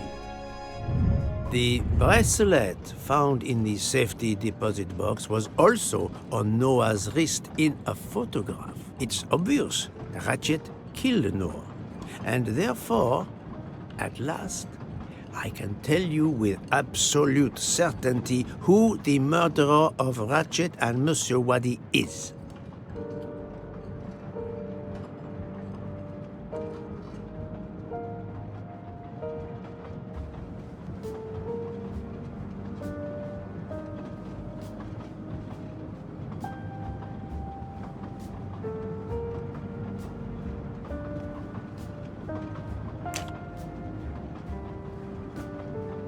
Mademoiselle Nielsen has the same bracelet as the one found in the safety deposit box in Geneva. A trophy from a victim of Ratchet. Noah. Having a similar bracelet doesn't prove anything. Yes, that might be true, if there were not an inscription on it. Mr. Poirot, you're right. The bracelet looks similar to mine, but I have no idea what the marks on it mean. I just like the design. The marks are not random, mademoiselle. These are special bracelets. They are called Morse code bracelets. Because, well, you know why. The marks are Morse code. Happily, I learned Morse when I was a young man doing my service for the Belgian army.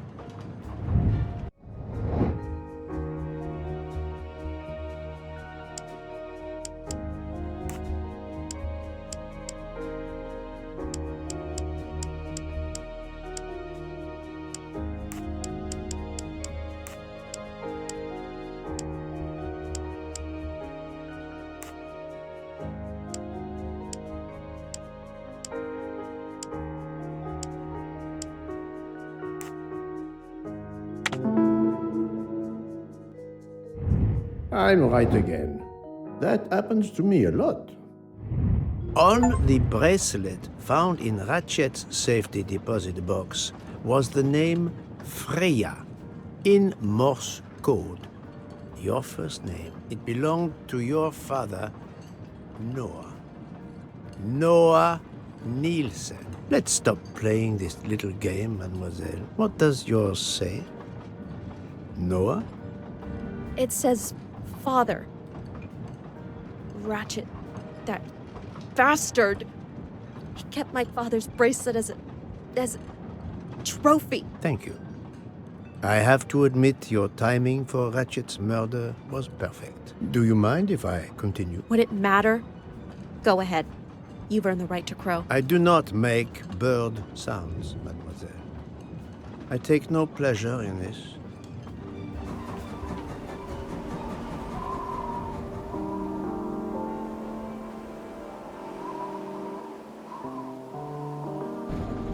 You drugged Ratchet's dessert to ensure he would be unconscious when you went to his room. You stole a knife from Monsieur Maury. If it was identified as the murder weapon, he would be accused. You knew Pierre Michel would leave the train for a smoke whenever it was stopped at a station. At Vinkovsky, you waited until he was on the station platform. Then you carefully made your way along the first-class corridor to Ratchet's room. You entered Ratchet's room with the pass key, accessible to all employees in the crew quarters. You stabbed Ratchet at midnight. But that knife, where is it? Probably thrown out of Ratchet's window before the train left the station. A thorough search after the snow melts should turn it up. My beautiful knife! Then, you carefully returned to the crew quarters, replaced the passkey, and returned to your poker game. Et voila. The affair was not so complicated in the end. But what made the crime seem more complex? Well... It was us. Exactly. The 12 jurors who proceeded to carry out their far more complicated plan literally in the dark without realizing that the man was already dead. Speaking only for myself, of course, but I believe we would have invited you to join us. Ms. Nielsen, you killed Ratchet because he killed your father. Your motive is crystal clear. But why did you kill Aziz Wadi? It's because of Aziz that my father died. My father knew Aziz was the only one with access to Ratchet's safe, so he convinced Aziz to steal the money from the safety deposit box. But Aziz was too afraid of Ratchet. Instead, he betrayed my father by reporting him to Ratchet. Obviously, Ratchet then murdered my father. Aziz was just as guilty of my father's death as Ratchet. Ratchet was the worst of humanity. But Monsieur Wadi, if you knew his story... My father is dead because of him. I will not debate the point with you, mademoiselle. He had done nothing to justify his death. I do not see any extenuating circumstances that should allow you to escape justice. You will be arrested at the Gare de Lyon when we arrive in Paris. Judge and jury are you, Monsieur Poirot? And you get away with it. It must be nice. But think of this. I know what you did. What you all did. She's right. She could turn us all in. Relax. Hector, is it? Your secret is safe with me. I'm not going to jail. Farewell, Poirot. Enjoy your victory. Stop!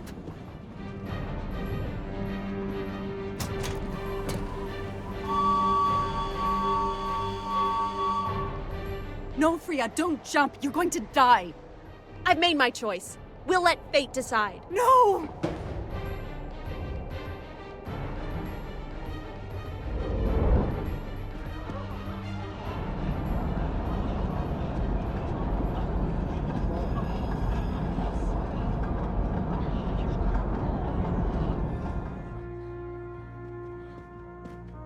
She jumped off the train. Even if she hit the water, considering the height, I doubt she survived. And with this tunnel, either way, she's gone, Poirot.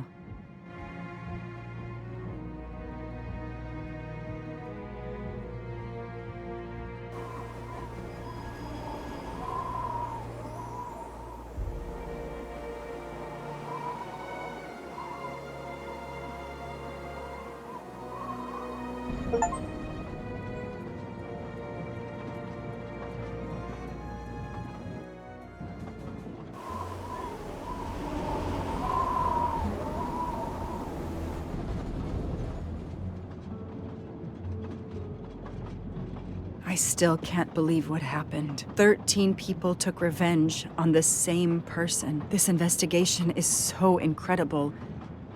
It almost looks like a detective story. It would surely be a bestseller. It is true that this case will remain as one of the most important investigations of my career. My only regret will be that I couldn't bring Ratchet to justice, but I can finally close this chapter of my life. Your determination paid off. You can be proud of yourself. I think we'll be arriving in Paris soon. If you will pardon me, Detective Locke, I have to settle a few details with Monsieur Bouc before we arrive. Please, go ahead.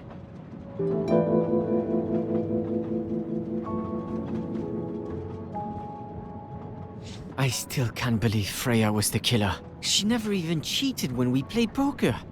She used too much sugar. Nonsense! Her desserts were divine. Unfortunately, her actions were not so divine.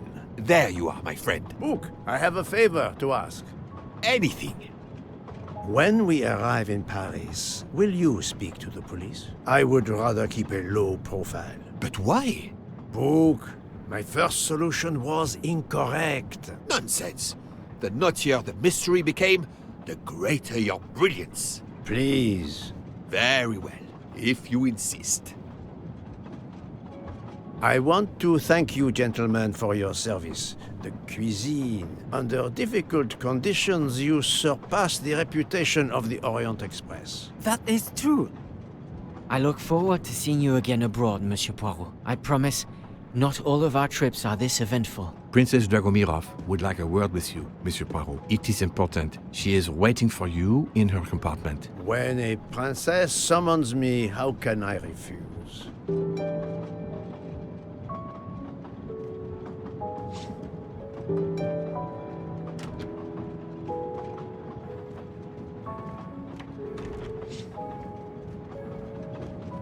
Ah, Mademoiselle Debenham et Captain Arbuthnot. Allow me to congratulate you on your upcoming nuptials. I hope you won't be too disappointed if you're not invited. Archie, really. Thanks to Mr. Poirot, there will actually be a wedding. As you say, my darling. Sorry, old man, and thanks for everything, including finding my train ticket.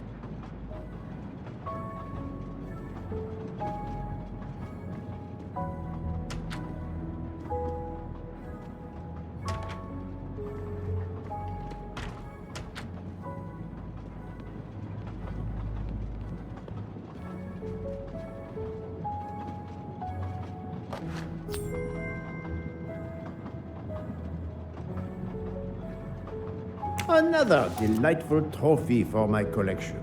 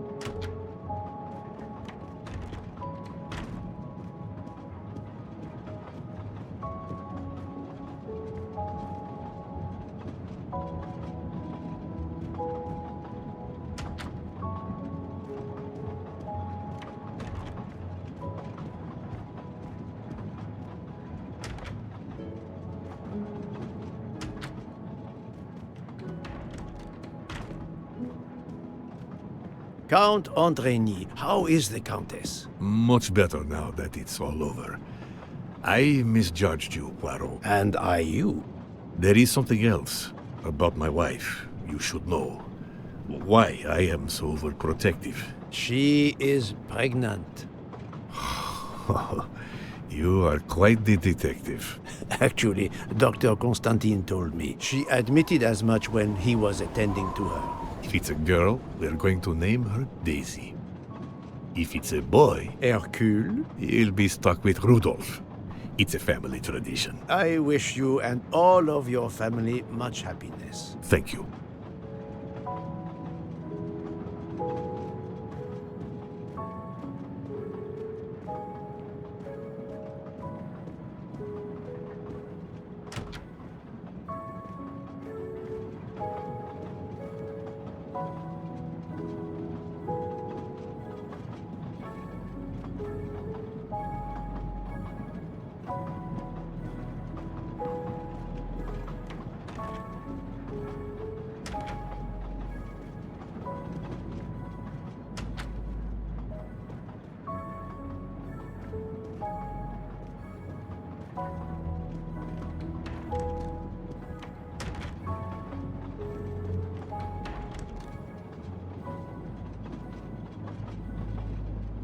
My daughter, my great friend, and I wanted to talk to you one last time. I speak on behalf of the entire Armstrong family, as well as those close to us. You have shown compassion. We know your reputation, and we understand that your choice was not easy for you. We are all the more grateful. Thank you. Congratulations, my dear. You managed to say the word thank you, although he did manage to put us through quite a lot. You have given us all closure and some peace of mind. You should know that I regret nothing. If this Freya Nielsen person had not been involved, I would have done it again. Someone told me the Stalinists were frightened of you. I believe them. The country of my birth breeds its share of brutes and bullies, but also some of the greatest intellectual and artistic minds the world has ever known. I pray that one day we will again be remembered for that. I share your hope, Princess. And of course, with the real murderer of that man out there somewhere, we are no longer guilty of much. Correct? Princess, don't push your luck too far. If you'll excuse me, I have some packing to do. Ladies?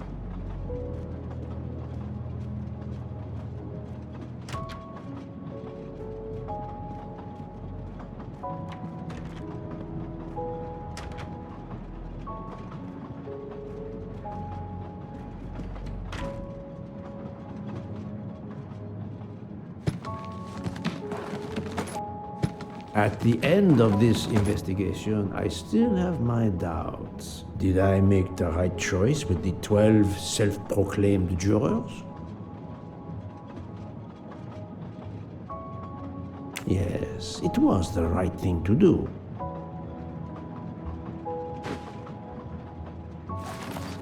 As for Mademoiselle Nielsen, what would I have done if she had not escaped?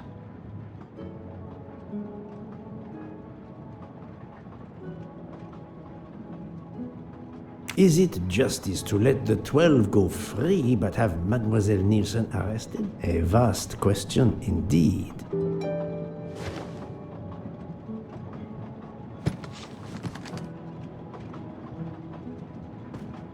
Judges often take motive into consideration when deciding the sentence for a crime. You are not a judge. Your job is to establish the facts, which you have done. The case has been solved. Another already awaits you. It is the reason you were on this train. It is time. Time to move on.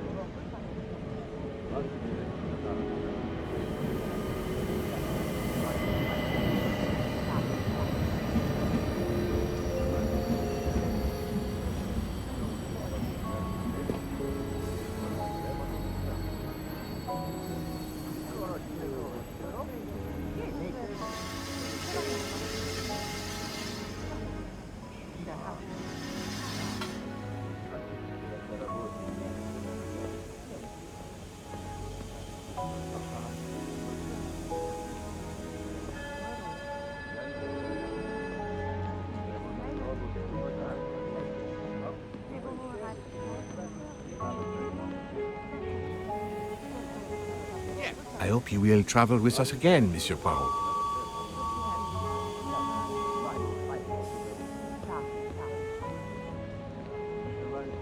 Monsieur Poirot, I spoke with my associates. I convinced them to give you a deal on our new Firenze SUV. No need to thank me. It's the least I could do. That is very generous, but no, I do not drive. You don't? What? But it's electric. It's good for the planet. I am good for the planet, as long as I don't drive. I don't understand. He refused. Very well.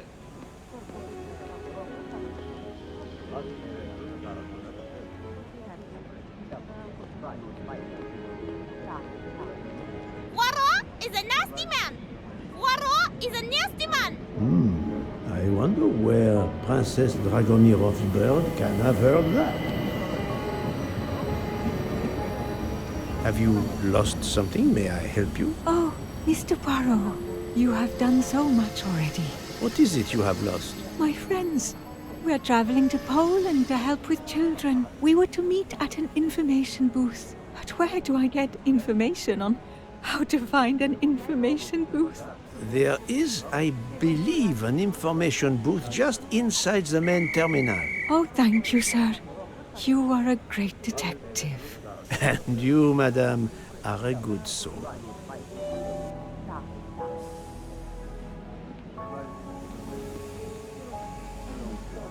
I will miss this train.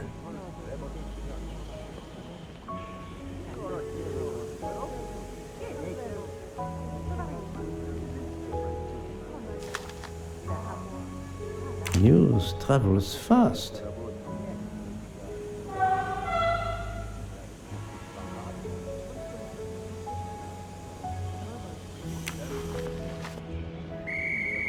Hey, Poirot.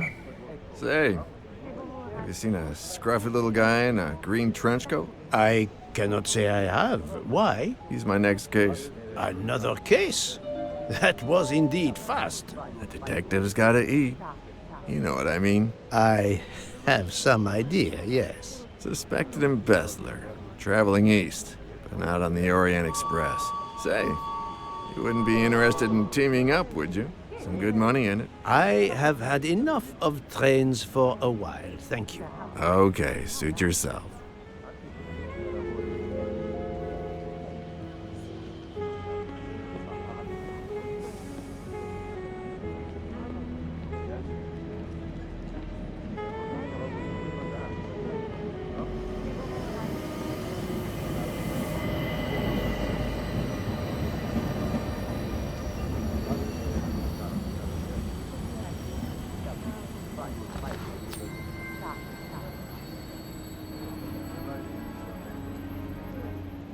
Come to Poirot, my exquisitely sculpted friend.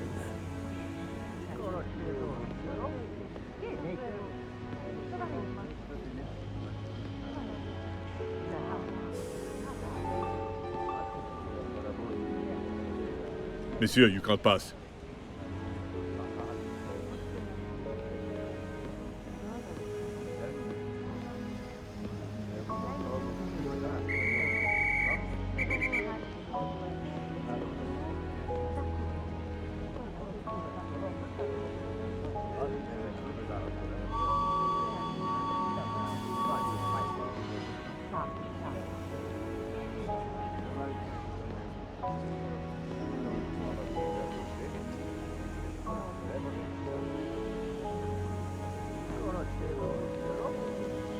Mr. Poirot, Mr. McQueen here thinks he may know an attorney in the Berkshires who might need a gentleman's gentleman. He's old school English. I think the clock stopped for him in 1934. I hope it works out for you, Monsieur Masterman. What about you, Monsieur McQueen? Well, back to law school for me, following my father's footsteps. We can take the train to St. Pancras, then the Piccadilly line to Heathrow and check out some flights. Might as well. We're already packed. I wish you both bonne chance.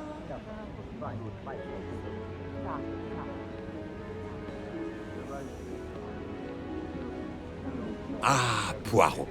Mission accomplished. I have reported to the police that Freya Nielsen killed Ratchet and that she escaped. They're issuing an international arrest warrant. There's a canal that runs alongside the tracks where she jumped from the train. But they say there's little chance she survived. The police have questioned all of the passengers and crew, so for now, they are free to leave. I gave them the results of my preliminary autopsy, and they have the report from the Venetian authorities. They were arguing about jurisdiction when I left. Thank you, Doctor. You have been of inestimable help. A fascinating case. I'm pleased I could assist you. Mr. Poirot, it seems our paths part here. It was an honor and a pleasure to work with you. And I am with you, Detective Locke. The case would have been impossible without your tenacity and dedication to finding the truth. You also proved to be an able con artist in Geneva. You too. Thank you for everything. I'll never forget you. And I shall always treasure our collaboration.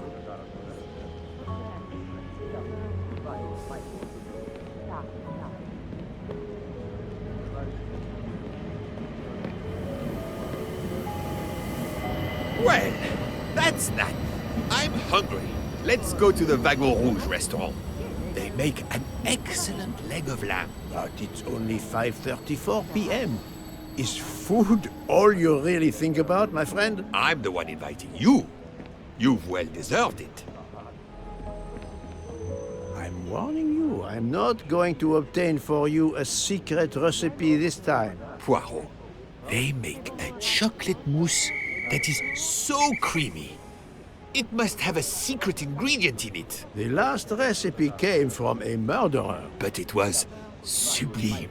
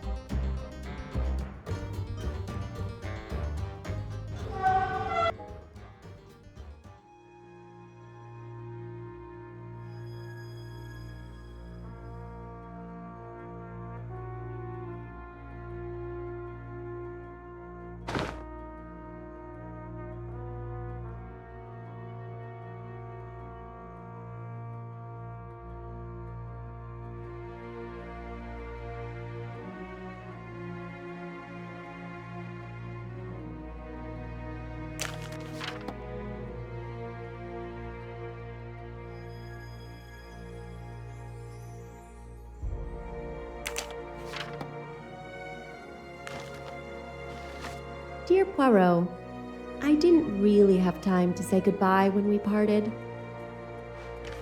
I thought I had beaten the greatest detective in the world, but you unmasked me. I still had my revenge, though. I even managed to help myself to a small amount of cash from Wadi's bag before you interrupted me in Venice. It will be enough to settle somewhere in a quiet little town where I will create delicacies for appreciative clients. You won't hear from me again, nor will Book get any more of my recipes. Oh, and one last thing. You may not think so, but I truly believe Ratchet and Wadi got their just desserts. Regards, F.